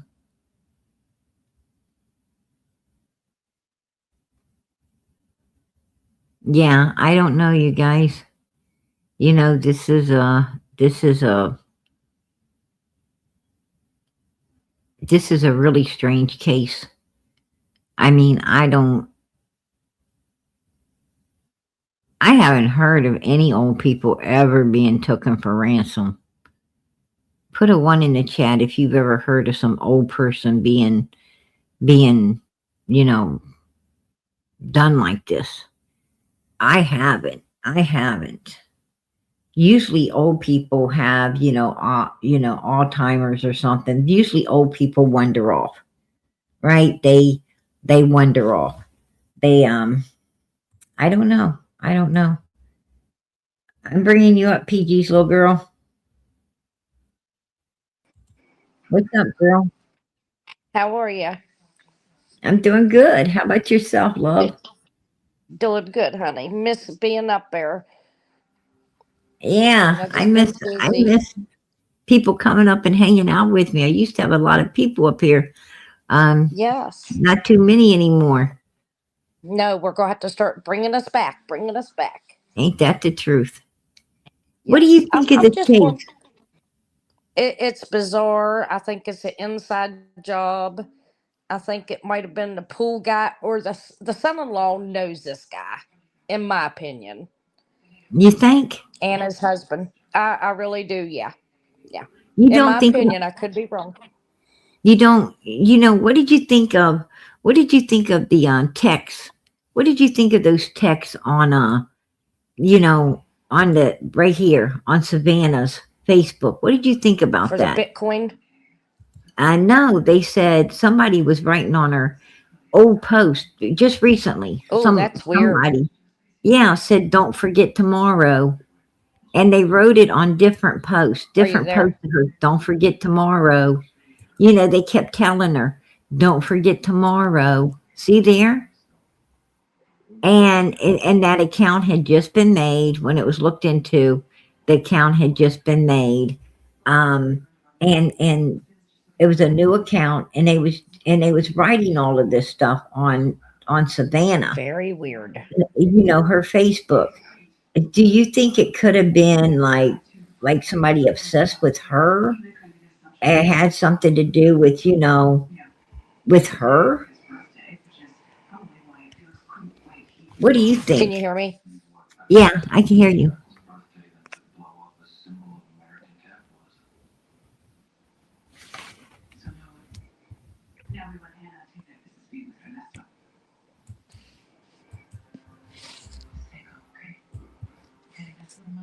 Are you there?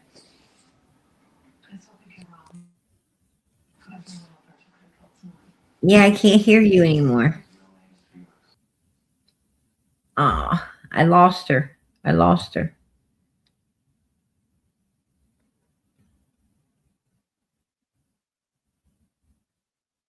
her sound must have went out.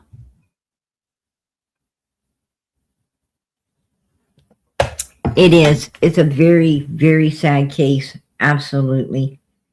And I don't know. I really don't know what to think because you've got this going on with Savannah. Um, are you back, girl? I'm back. I lost service. It was weird. Yeah, yeah. You lost sound somehow. Yeah, very weird. Yeah, that's very weird. Don't forget tomorrow. Priceless. Hmm. That's weird. Mm-mm-mm. Well, now. Do it seems to me like, I mean, this is just my opinion, but it seems to me like the ransom thing was a hoax. It seems to Yes. me, a way to get the focus on something besides the truth. And it seems to me like this right here, somebody making a new account and start writing on Savannah, it makes me feel that they're trying to do the same thing again, like it maybe is somebody, some admirer or some weird person obsessed with Savannah that Right. that did something like this, and because everybody has to focus. It's funny that everybody's got to focus on the son-in-law, and then all of a sudden this starts showing up all over Savannah's Facebook. um Right. I just think that all of this kind of stuff is kind of, is kind of like, like when Don Wells was throwing all the different people under the bus to keep the focus off of him and Candace and Grandis, right? To keep the Right. focus off the truth. And also to keep it off of Summer. I think this stuff right here is the same thing. Yep. It's not people, it's stuff, ransom, you know, Facebook, it's just being done in a different way, a different Right. tactic, you know. And you know why? Didn't the daughter Anna or Ann and the son-in-law take the mother home and they Right. seen the back door open or whatever? Why did they leave her to begin with? Why did they not go in or just call the cops immediately? Well, what got me was they were the two that dropped her off the night before. They were the Right. two that, she had a dispute with about financial issues. And Yep. they were the two that showed up the next day when the back door was open. And I hear they waited like an hour. They, when they, once they found that she's missing, once they went through the house and probably found, um, the droppings everywhere, or maybe even more Right. than droppings, um, they still waited an hour to call law enforcement. Why? Why would you wait a whole Very weird. hour to call law enforcement if you walk in a house and your mother's nowhere to be found, and there's blood all over the place, the front porch and Right. everything out. Why would you wait an hour? I think you'd be calling somebody right now, right? Yes. ASAP I would have. I And mean, it's different too. Like we all know our house, what doors we go in and out. right. And it, just say I didn't know Miss Justice and I knew her. You know what I'm saying? I'm using her for example. And I know her perfume she wears. You know these different smells in your home too. So how bizarre. Exactly. Exactly. And Don't make sense. that's true. That's true. That is, you know, that is You know how absolutely, you have everything. Yeah.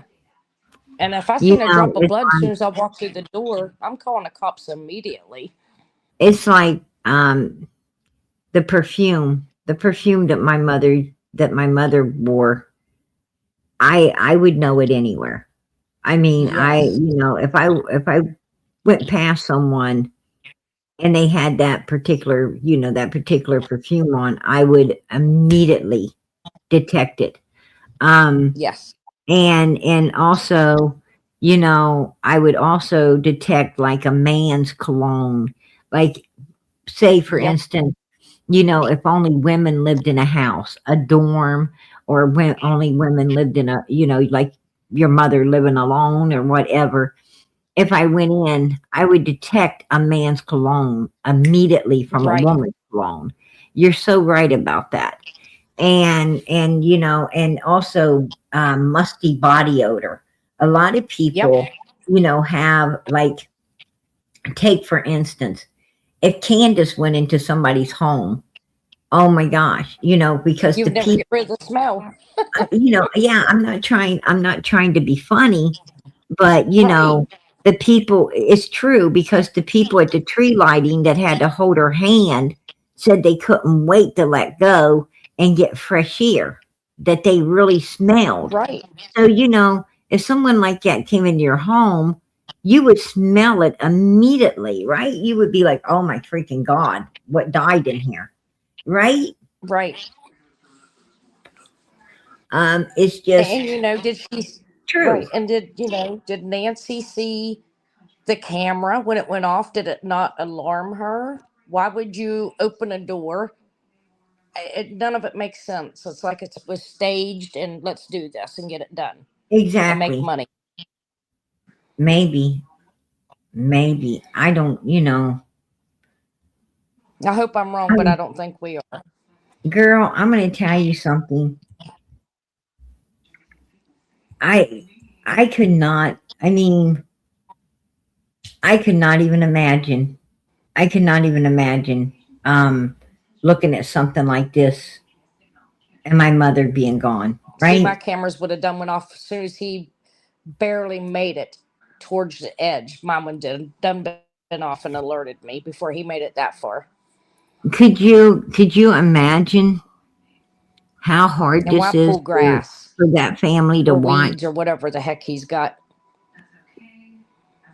He's, I don't know what that plan is either. It's like he's holding it up It's to like a like, sign. Hey, you better give me your money because that's green. It's Mhm. grass. You can see the gun on his side. Oh yeah, you can see the gun tucked right there in his pants. Um, absolutely. I mean, wow. Could you imagine what this poor woman went through? Could you imagine what she went through seeing this in her house? Oh my God, right? Do I have sound? Right there it is. You can see it right there in front. See the front right there? You see, yeah, he's definitely armed up. He's armed up. Yeah, you have sound. Or did you lose it again?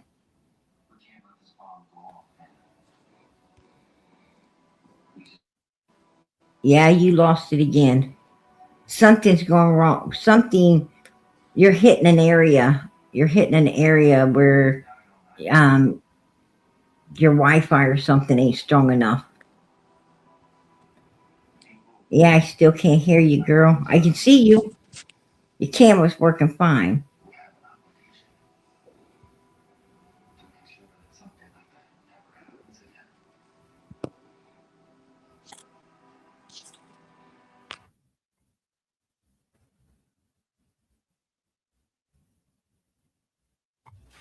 It almost looks like he's giving a thumbs up, don't it?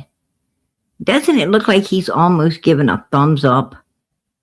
See right there? It looks like he's giving a thumbs up. Unbelievable. I can't hear you, PG's little girl. Oh, she can't. Hold on. All right, I'm gonna take that one down and bring this one up. Okay? Are you there? Yeah, I sure am. Doesn't it look like he's giving a thumbs up Hello? to the camera? That's what it looks like. It looks like he's giving a thumbs up to the camera.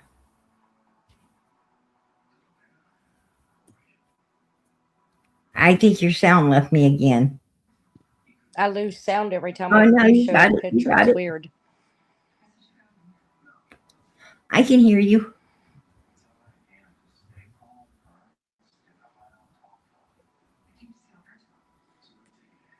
Wow.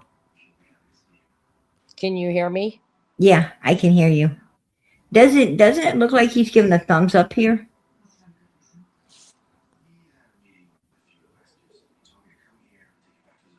Now I can't hear you. You keep fading in and out.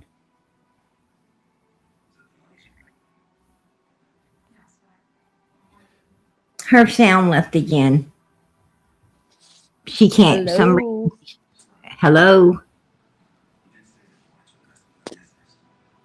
Hello.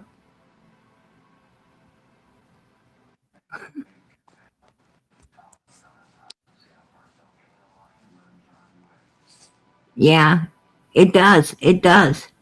It looks like exactly, Miss Justice. It looks like he's giving a thumbs up there. That's really weird. That, who would he be giving a thumbs up to?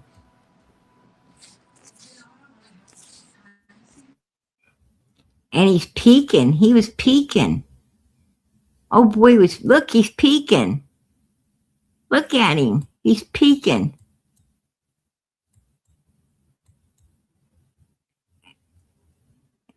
What a weirdo.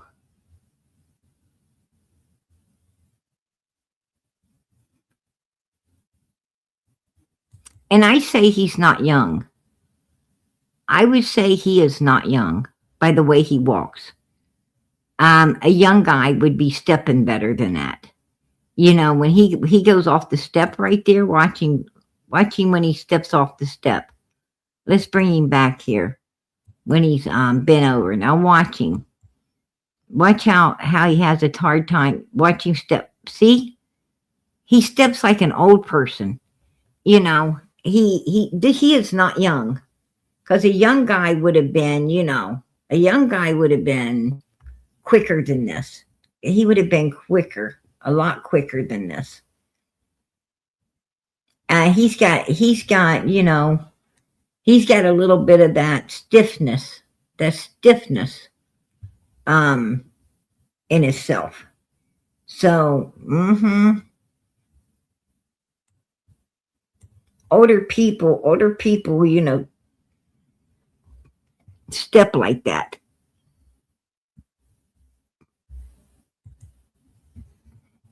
What do you guys think? Put a 1 in the chat if you feel that there's a resemblance to the masked man and this guy right here. Put a 1 in the chat if you think there's a resemblance. Like the head shape. It looks like the head shape to me. The no neck, this, the body, the like out of shape, thick. I notice you see his legs, how thick they are. And the top part of this guy's legs are real thick. I just see a resemblance there. For myself, I see a resemblance in the shape of this guy. I'm going to be really surprised. I'm going to be surprised if it, I'm going to be really surprised in a way if it's not him. If it's not him, I'm going to be surprised. I think I'm going to be more surprised if it ain't. Now I hear everything. Sorry. Has to be my phone. I'm gonna bust that pow. Don't do that, girl. Don't do that. I swear it looks like the son-in-law. I'm telling you. It could just be your internet. Could be. It's raining here too, and I'm out in the boondocks. Oh yeah, definitely. Yeah, Peaceful, and his though. eyebrows are bushy. His is bushy, right? Yeah. Absolutely. At first, I'm like, is it Anna? Because I'm like, the eyes, like the eyebrows. That's what I first thought, and I'm like, no, it has to be him. Yeah, you see how dark the eyebrows are, and so is his. Yep. Look. And with that mask on, it's pulling up on you and down on you Yeah. too. So And and it's like the same type of head, the same type of head, the same, the same type of no neck. Um, I don't know. If you ask me, I would be like, it's very possible that this guy is this guy. Um, you know, Definitely. Exactly, Miss Justice. Exactly.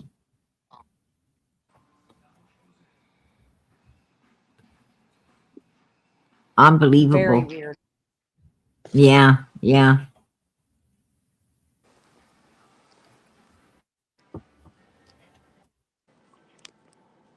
And he had a hard time bending over too, didn't he? Yes, You he notice did. Yes. you notice he had a hard time bending over. He's got some age on him. He's got a little bit of whoever's this is got some age on them. The way they stand, Yep. they definitely, that's no spring chicken dressed up there. Um, Absolutely not, you guys. But anyway, I wanted to come in. I wanted to put the video out there for the world to Whoever it see. is going to get caught just a matter of time. Girl, I pray they do. I pray that this lady is brought home so her family can get closure and if I she's hear. with I us, don't hear you. if she is with us, um, praise the Lord, right? Praise the Lord. It'll be a miracle. It'll be a miracle. If she isn't, I pray that they still find her so that the family can at least be get some closure and knowing the truth and knowing everything. Um, I don't know if it'd be solved or not. I don't know, you guys. I'm going to tell you. Um, it's really hard. It's really hard to solve a case in today's world. It's super hard to solve a case. Even if they know everything, knowing and proving is two different things. To know and to prove it is two different things. And that's the reason cases just are really hard to be solved. Law enforcement could absolutely know down to a T who and what and how. They can know everything, but to prove what they know is two different things. And you got it's without a shadow of a doubt. Without a shadow of a doubt is what you got to prove. That's not easy.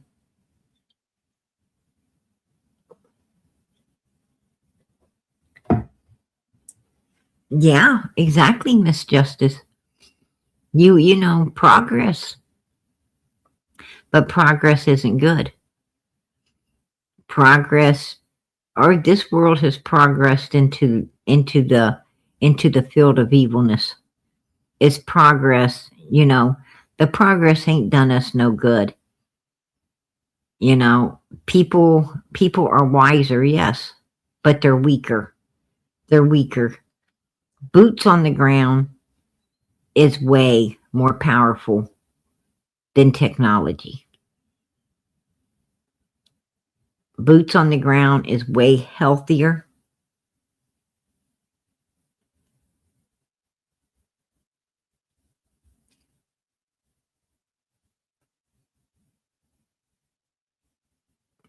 And solves a lot more issues than technology does.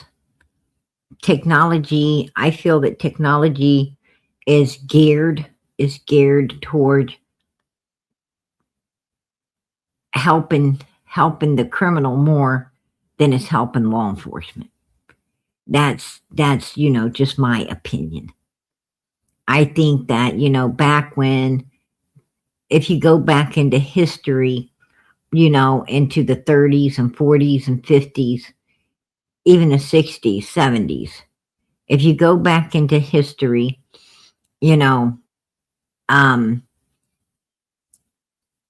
law enforcement, they were, basically beating the street, right? It was what they call beating the street. They were way more, they had a lot more energy. They were hyped up more. They, they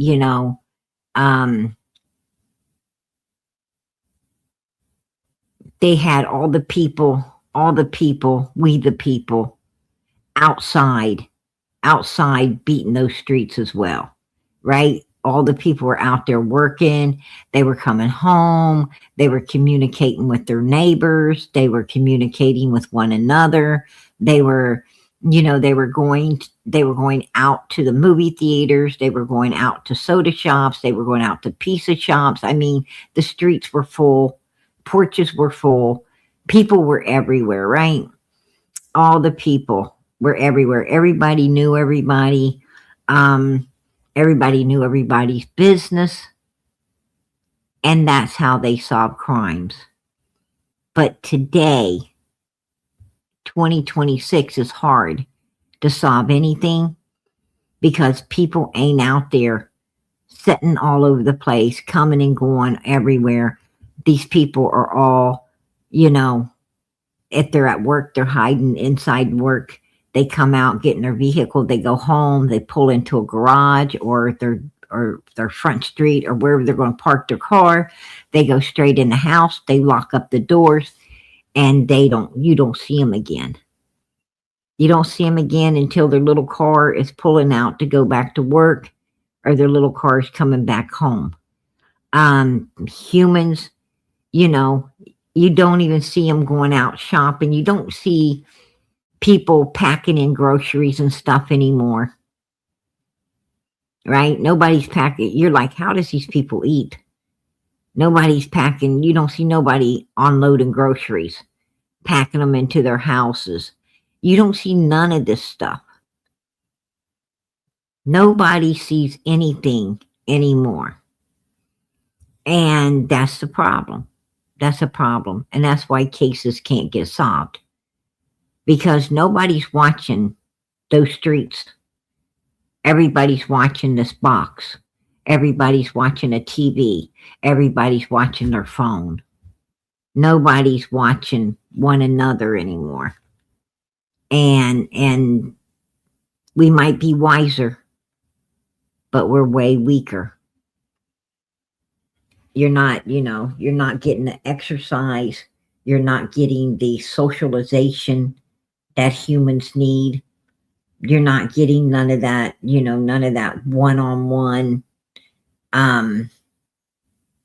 socialization that keeps people thriving other than what's through this box. And it's just, it's what are you going to see through this box? You're not going to see what's going on in your community. You're not going to see anything. You don't see nothing. Nobody really overly, I mean, your neighbors, you say hi to them, you might, have some conversation with them.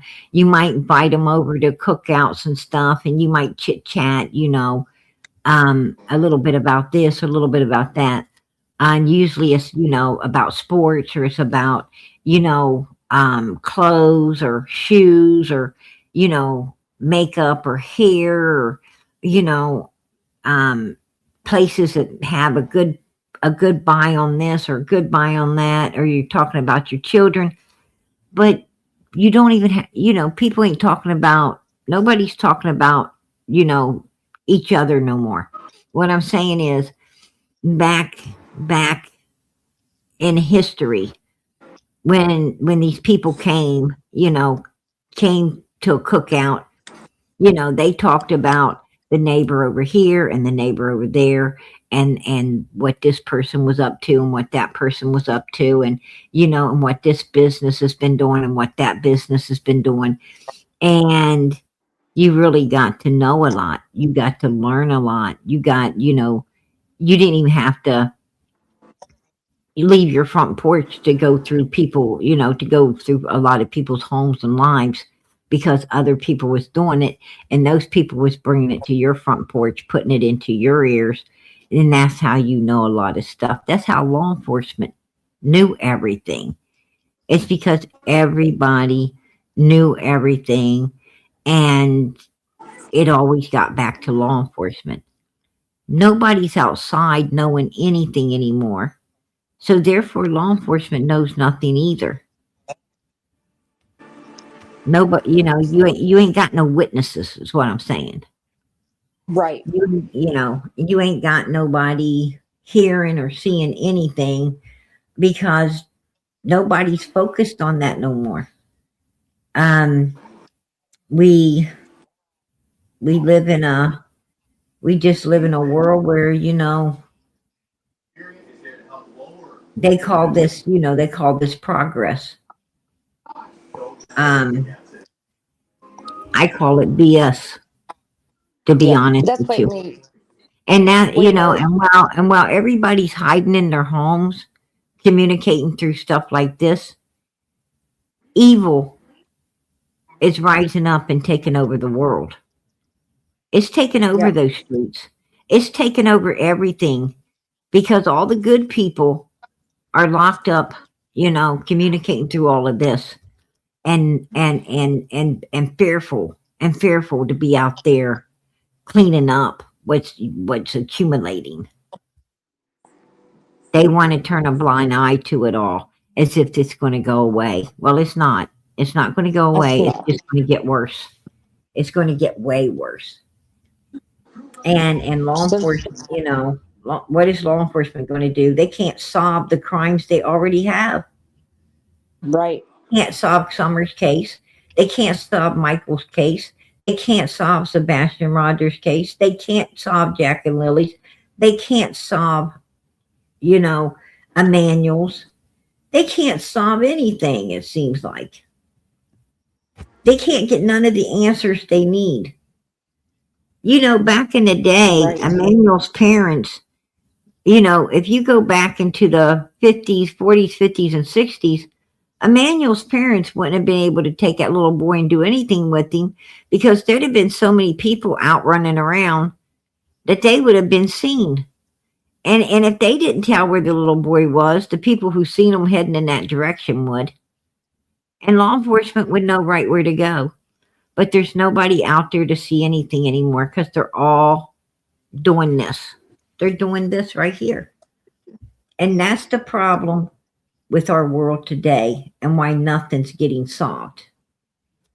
And they call this progress, technology and progress. And what about the Call it what you satellite want, and stuff? Why right? is it not imaging in and seeing what was going on this time of night?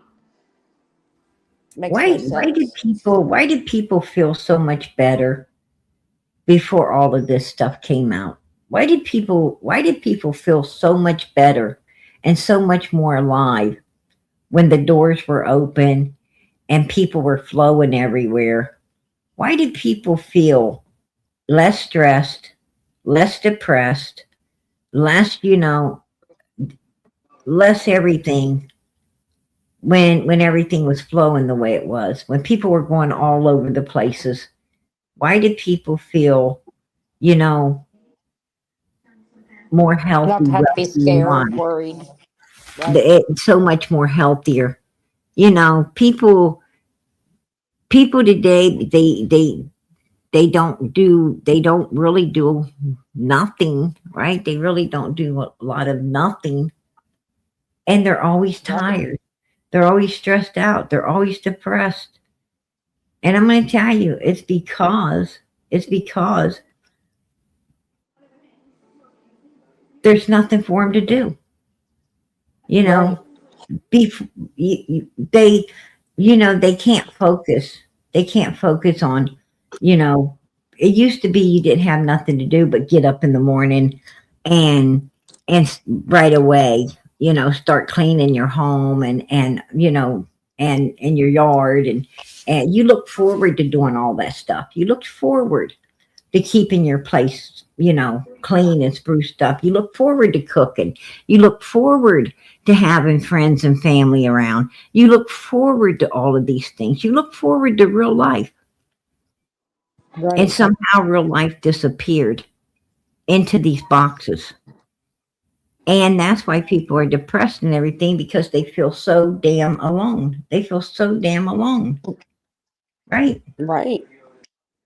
It's just There's like my neighbor and the other neighbor. Like it'd take me like 3 minutes to walk across the road, or 3 to 4 minutes to walk to my neighbor. But all of us know everybody. We always check. Like I cooked supper the other night, pork chops, broccoli, blah blah blah, potatoes and stuff. I always try to take my neighbor food. We check on the other neighbors. We know every right. vehicle in and out. And I'm blessed. I don't have to keep my doors locked. I really am. I don't have to worry about someone being in our home because there's too many cameras on all of this road. And I'm out in the boondocks. I think I've showed you before. I think, I and it's live just I live in a community. I live right. in a big community and we keep our doors open. We, Yeah. there's always people, coming and going from my home. Um and the neighbors around me, they set out side, like right now. They sit Right. over in their yard. They got, they burn, they have one of those um fire pits. They got a fire pit. They Right. sit around and talk and hang out. My kids, uncles, and and my kids and stuff. They sit out side. 10, 11, 12 o'clock at night. They're sitting outside. Neighbors across the road. They're out. All over the place and um and I live in a very good community. The kids, all the kids around here, they ride dirt bikes and they ride, a lot of them's got scooters and motorbikes and all kinds of stuff and they'll be out, you know, going all up and down the streets and stuff. Um, Right. and we don't live we don't live like a lot of the places. If I go where my sister's place, there's nobody. Like Right. there's nobody. All of these people stay like hidden in their homes and stuff.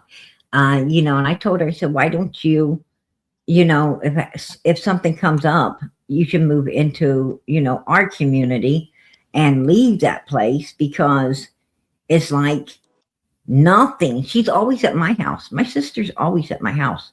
Right. Because where she's at, there's nothing, she would be Right. depressed. She would be depressed. She wasn't flying to my place, and hanging out, at my place a lot and all the time. But I don't understand it, I don't understand why people hide like they do and Right. not engage in real life, in real life stuff.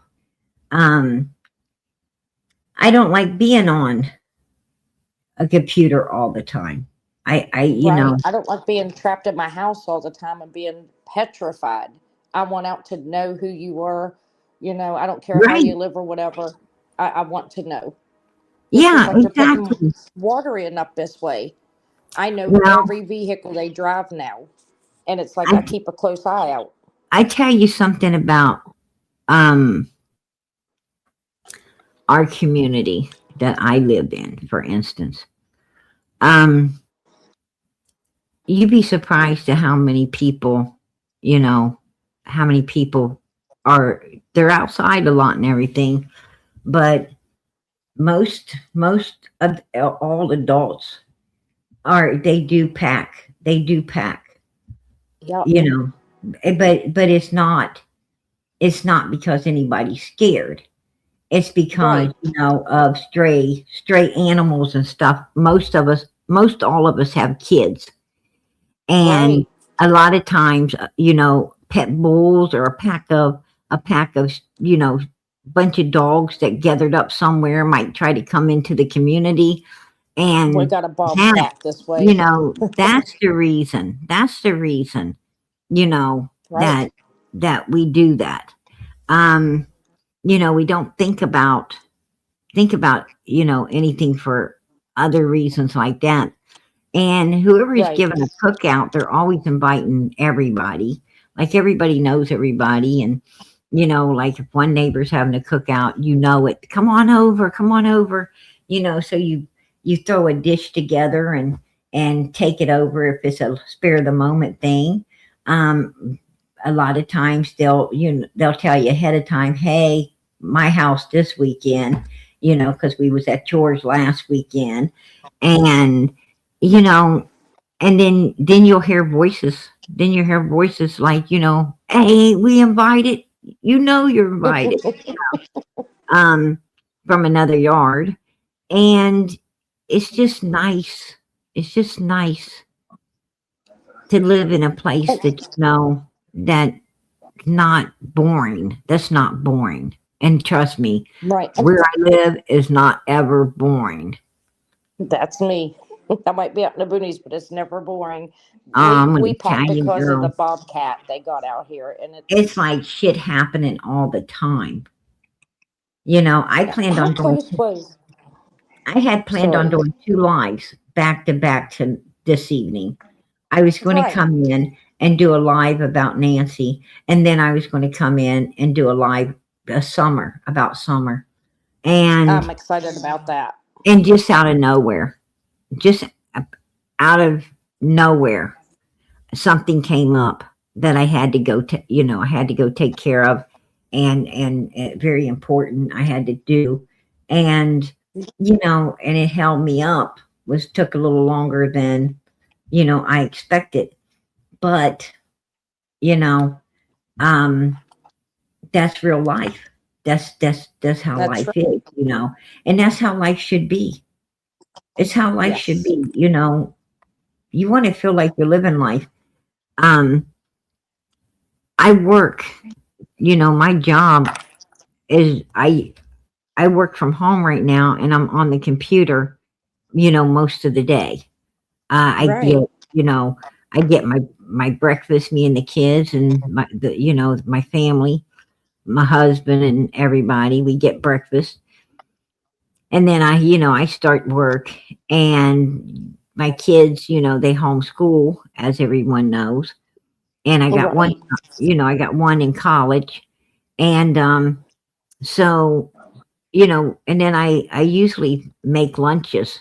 When I'm doing breakfast, I put lunches together, put them in the refrigerator for everybody, so I don't have to at Rush and get lunchtime. stuff At done. lunchtime, I have time to, maybe go sit outside for a little bit, or get away from the computer and Right.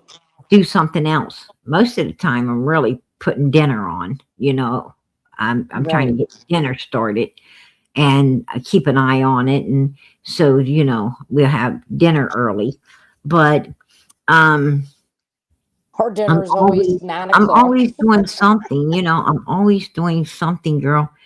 And working through a computer. And when I get off work, I don't want to see the computer again for a Right. while. I mean, I just don't want to. I want to, live some You want to life, relax. breathe. Yeah, I want to breathe before I come. That's usually why I come in, late in the evenings, just so I can spend some, real life time with my family and my friends and my neighbors, and now my new child.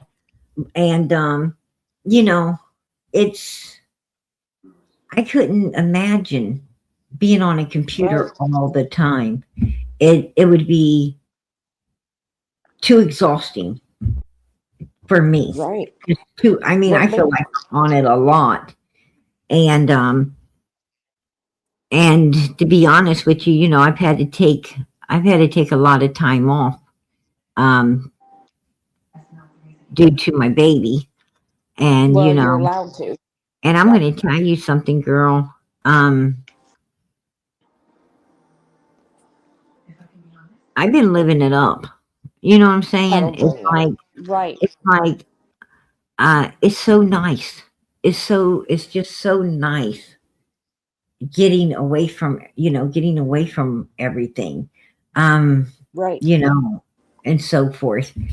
And, I miss everything. I miss everybody. And, and I would like to be here, but I You got to also work. enjoy, I also enjoy my family and I enjoy my little one and I enjoy, I actually, you know, enjoy watching a movie, watching a whole movie, Right. you know, um sometimes, before like sometimes it take me a whole day or a week to watch one movie. I'm just catching Right. pieces of it, you know. And and most of the time it's on my phone because my phone will hold my place where will hold my place. Where you stop. Um Right. well, on the TVs and stuff, the kids will, you know, mess it all up. On my Right. phone, they don't get to mess everything up. So on my phone, it'll keep right where I was. And like if I'm watching a movie with the television or whatever, and it's in my history.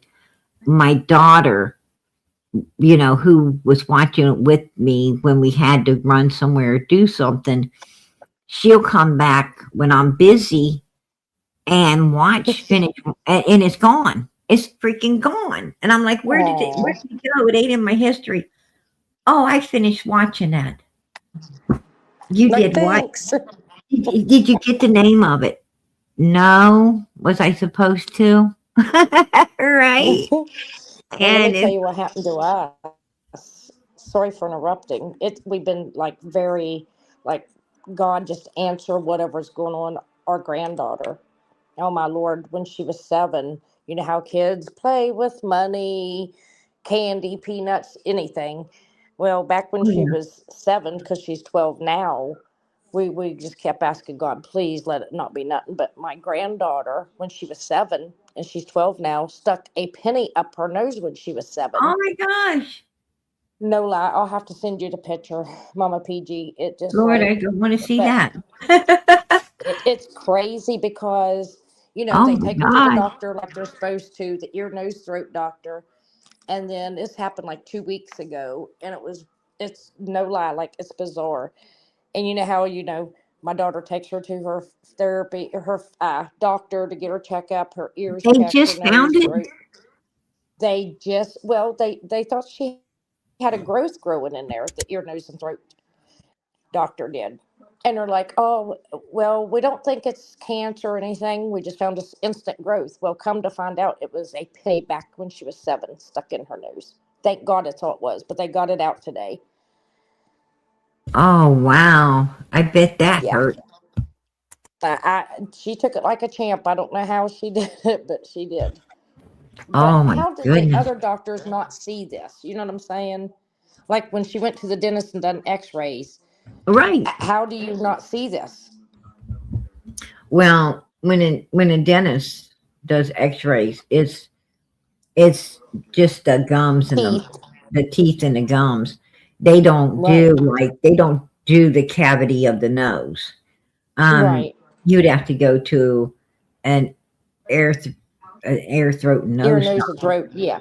Well, she Yeah. has been. She's been going there, and they just found this growth. They said all of a sudden, and we've been so Wow. worried, praying to God. It was nothing. I will send it to you. You'd be like, "What the? How did anybody miss this? Even when they take the light up your nose when you get a checkup, how did you not see this?" Yeah, a penny is copper, Yep. and it's dark, and also up inside of their noses is dark. I don't know how she didn't blow her nose and it would come out or something. Yeah. Apparently, it was so lodged in there, and like the stuff built up, like the snot and Whoa, the burgers. Blah, blah. Yeah, they first thought it was a battery. That's why they told my daughter, get her in here ASAP. And right? they take her right in today and got it out. Thank God. Thank God. Wow. But how do you Yeah, not remember? My daughter remembered her saying she had a penny and playing with it back then, but they thought it was out already. I mean, right. how do you not see this? It's scary. Yeah, yeah. It's like um, those pea shooters. That Yep. a lot of the kids were having. Um, I guess uh they were it was supposed to be for paper, right? For like Right. paper balls or whatever. But you had them kids putting all kinds of weird stuff inside those things, shooting them across, at other kids and so forth and so on. And that's dangerous. That's Very. that's very dangerous.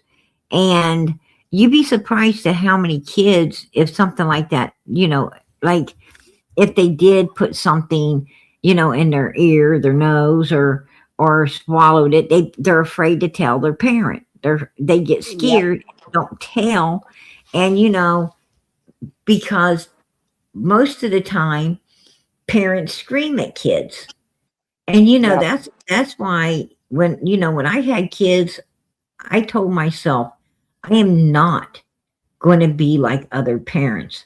I'm just not going to do it. Right. I'm going to raise my kids letting them know that they could tell me anything. I'm not going to get upset. I'm not going to, um, put hands on them or anything like that.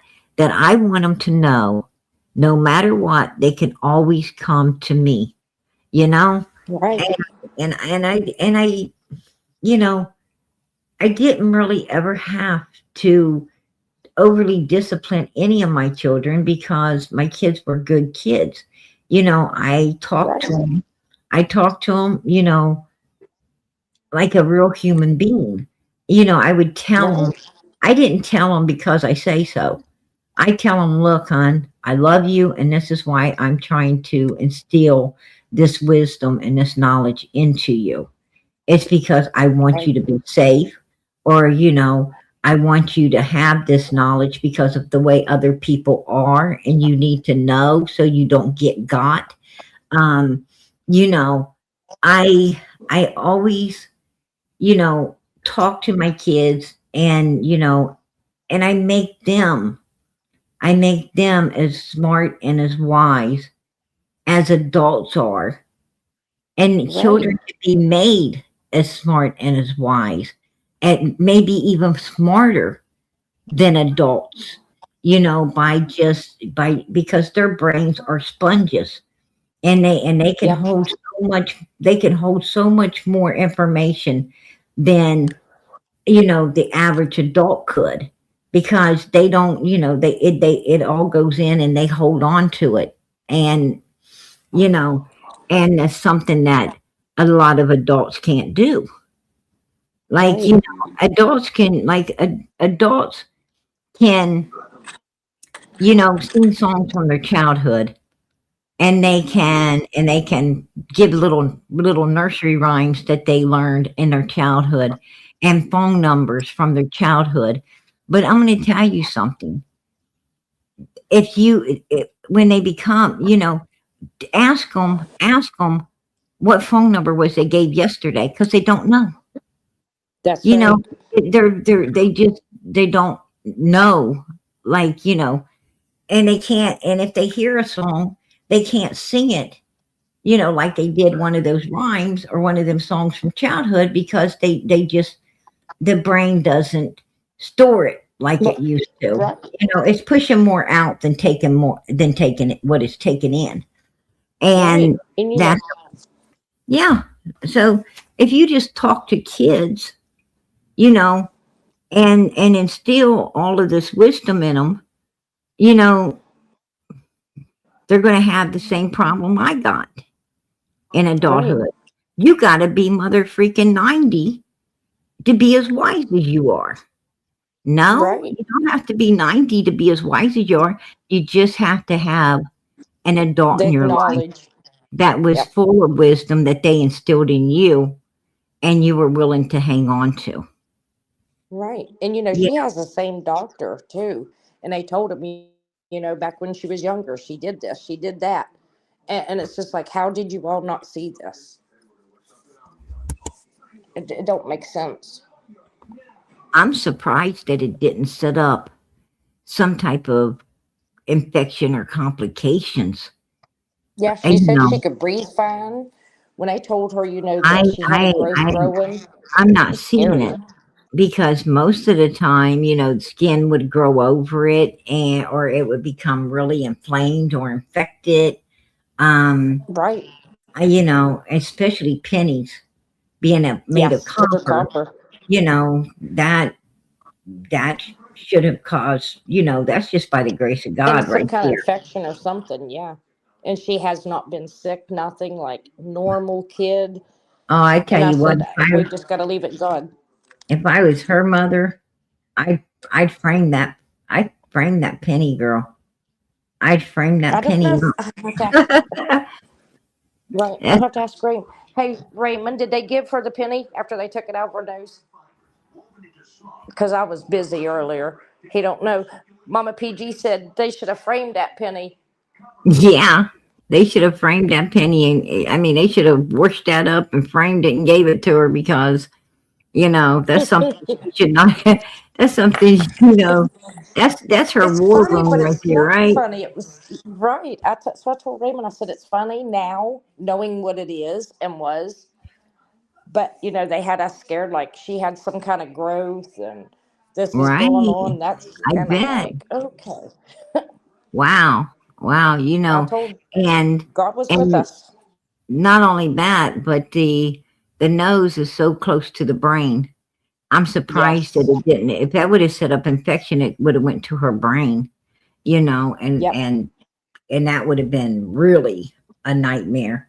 You got to Yes. thank God that it just lay dormant like that until it was noticed, and it was so easy to get it removed and everything, and it's she's just fine. um Yes. you know I will send you pictures. You will be like, what in the hell? I'm going to tell you what. I always believe that things happen to people for a reason, for the good, Right. always for the good. And like what you just said, it's going to make Right. a lot of us. It's going to make a lot of us watch our children a lot better and a lot closer now. And Yes. you know, and so good has already came out of what happened to this little girl because Yeah. I got this infant, and this is just one of the things that I'm going to make sure that I watch. I'm going to watch my baby a lot Very close. closer now. I'm going to watch Yeah. it way closer when it comes to objects like that, Yeah. than I would have before. I mean, Yeah. and I think that your story, what you just told, you know, is going to help not just my child, but a lot of, probably Others. got a lot of mothers and grandmothers in this chat, and it's going to help them as well because Yeah. they're now I will going to be share on it, but I'll alert blank out her for name and all of stuff. this. You know So, what I mean? so you probably saved other people, girlfriend. Yeah. I will blank out her name and everything on it, but I will show you, Mama PG, and you can share it because, I'm gonna, you know, yeah, that's she went and that's told her mom that she'd done this a long time hey ago. She girl. remembers doing it. And our prayers are with that little girl. Our prayers are definitely with her for a fast recovery from all of this. And She's you doing know, like nothing happened. That's yeah, no lie. This happened tonight. They took it out tonight. I'm like, oh my word. yeah, But just and imagine how long it's I'm been gonna, there. yeah, you still have to, you're still not out of the woods. You still got to make sure that No. the removal and everything don't get infected, and that she's going to be fine in the future. Um, Yep. so we're going to keep the prayers going for her, that's for Well, sure. I thank sure you. pray that she's fine and she's okay, and everything turns out well for on her behalf in the name of Jesus Christ. Amen. I Amen. pray for It that. will. It will because she's good now. Absolutely. God was definitely with her. Hey, and he sure was. He sure was. And you know what? He's with all of us by hearing the story. Yes. And I'm grateful for that tonight. I am grateful that, I will send that to you, so you'll be like, I just still can't believe it. I can't, Mama PG. I'm like, what in the yeah, hell? And yeah. our And daughter went and told the doctor too. I was getting ready to get out of here. I was getting ready to get out of here a little earlier, and you know, and I I just kept feeling like I was, that I just kept feeling like I was needing to stay for something. And now Well, I I found out appreciate why. it. I found out Yep, why. Right? I And appreciate it. I do. yeah, so I'm going to tell you, girl, God works in mysterious ways. He He works in does. mysterious ways for real. And I keep God with me 24/7. I don't care if I'm eh, having a bad day, good day. He's always there. yeah, yeah, I'm going to tell you. Um, I rather have my pockets. I rather have my pockets full of of faith and hope and kindness, caring and love than money any Yep. day. That's for sure. And Absolutely. it's just weird because she hasn't been sick. She told when the doctor, it scared her at first when the doctor's like, "Hey, we got this growth growing Oh here," yeah, and she's like, "My nose is fine. I can breathe fine. I have not been sick." Blah blah blah. She's got that little mouth on her. She's a little country boy girl, and she right, just told him, "There's nothing wrong with me." right. You And you come to would you would find, adore her. Yeah. oh, I bet I would. I bet I would. I adore Phoebe's daughter. She is such a beautiful Maddie. soul. Yeah, Yes. I love that girl. Um, I sure Yes. do. But I'll tell you I what, love everybody. I hear, a lot of times, I heard a lot of stories about kids putting beans up their nose and sprouting, Yep. beans in their ears and sprouting, you Peanuts. know. Yeah, that's just really freaking weird stuff. That's weird stuff. And it Mr. just, Freeman will pull it up on his phone and you I'll got to show you watch real them fast. little ones. You have to watch Yes. the little ones. Um, I'm going to you show might, you on his phone. He's pulling it up so I can show you, Mama. Yeah, we won't, honey. Just,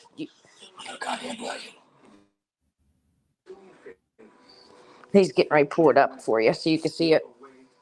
Isn't my it little one, creepy? my little one, oh, I don't know if we could show it on here. I'll just send it to you only. Okay. And Only yeah, to you. let me look at it before before we pop it Yeah. up. Yeah. Um, Yeah, I you won't know, pop it up because everybody's in chat. I'll yeah. get a picture of it. I'll jump down and send it just to you, Mama PG. All right, girl. I appreciate All that. right. Love you all. Prayers to everybody. Oh, I love you too, girl. Later. Hold on. Bye. Let me get it.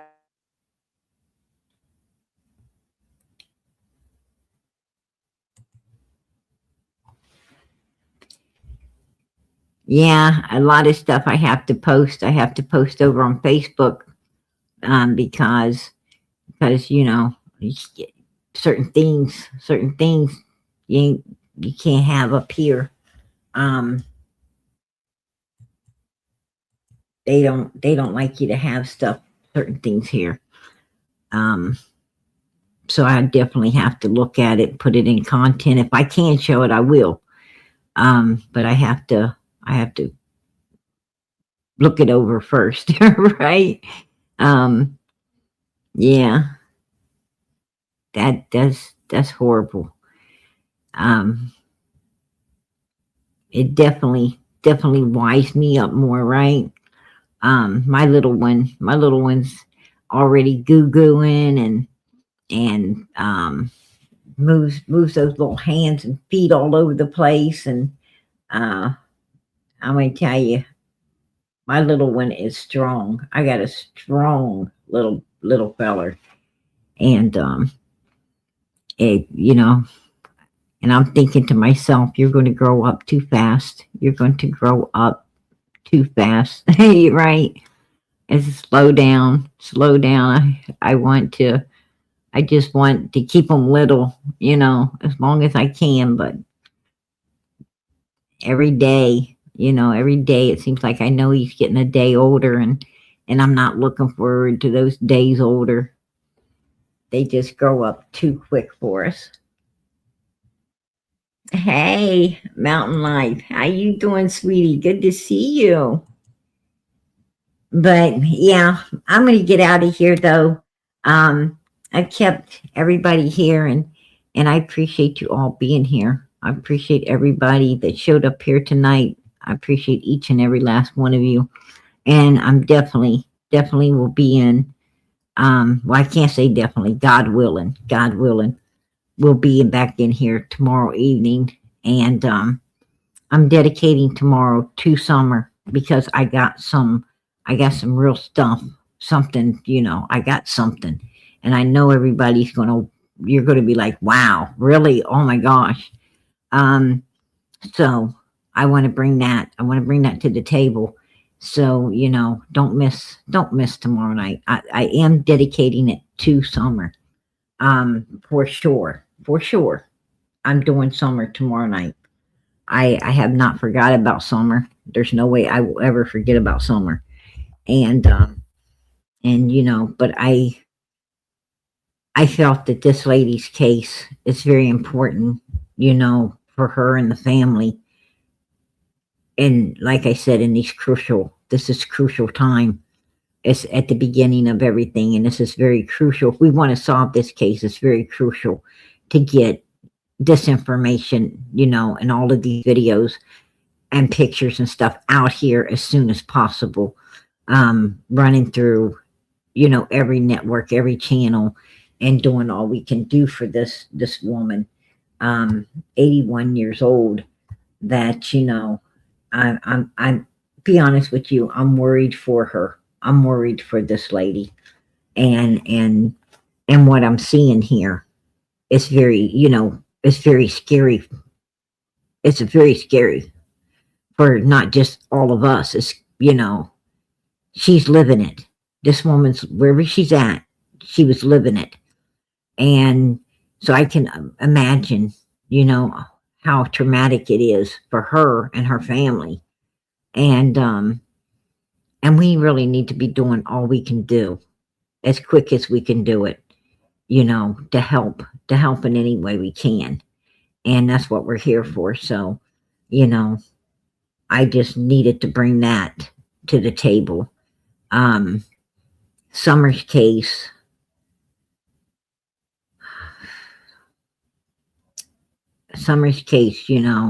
law enforcement. I feel law enforcement has got, a ton of stuff that they could. I just think that they're lazy. I'm not going to lie. I just think they're lazy. I think they got enough if they would just sit down and put it all together and use it to their advantage to solve Summer's case. I think Summer's case could be solved. That's my opinion. I just think they're not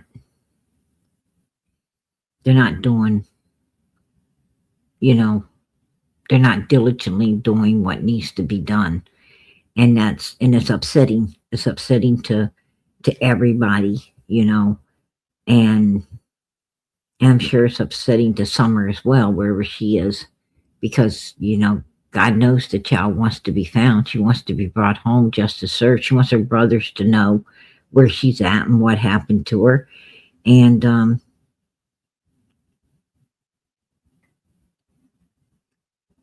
it just ain't happening fast enough.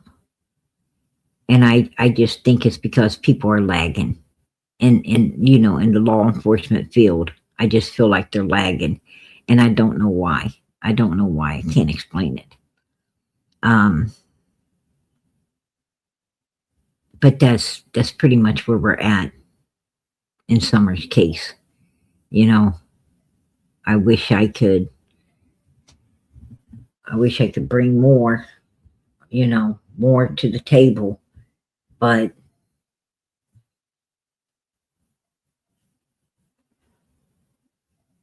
some reason, Summer's cases, it just seems deadlocked, right? Between the feds and TBIs and Hopkins County, and it just seems to be all, just all locked up, not moving. And it should be moving. It should be moving like Nancy's case. Nancy's case is moving. Summer's case should be moving too. And it's not. So I don't know what to say for it. It's just the difference. It's just the difference that, the difference in people and status and so forth and so on, in different states, and there's a whole lot factors into whether a child's case gets solved or it don't. And Tennessee, well, I don't have to tell you guys nothing about Tennessee. You've been out here as long as I have, so you already know. It's horrifying. But PG's going to get out of here. As we go out tonight, I'm going to play the song for Summer. And as we go out, I wish we could have a heart for Nancy. I wish that, we got purple hearts for Summer, green hearts for Sebastian. We've got, the pink hearts and blue for Jack and Lily. We got all the different color hearts for these children.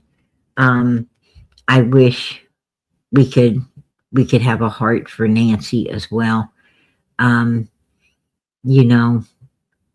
Maybe we can throw a white heart or a yellow heart or something in there. It would be nice if her daughter would let us know her favorite color. Maybe yellow's her favorite color. We could throw a yellow heart in for Nancy, but it would be nice to have something for her as well. But I'm going to ask that as we go out of here tonight, that you throw up prayer hands for Nancy, because she could use all the prayers she can get, and so can her family. And throw up the hearts for the other children as we leave. And I would appreciate that. God bless you all. And thank you for being here. Good night, everybody. And keep those prayers going up. Keep them going up for Summer and Sebastian, Michael, Jack, Lily. Keep them going up for all of these missing kids. And keep them going up for one another. Family that prays together stays together. We are a family here. We are a family. And no, the PG's always praying for you. I don't know what you need. I don't know what you want. But I know God does. I know He does. And I pray that He answers all of our prayers in the name of Jesus Christ. Amen. Keep the prayers going up, you guys. We all need God. We all need His Son, Jesus Christ. Good night. God bless.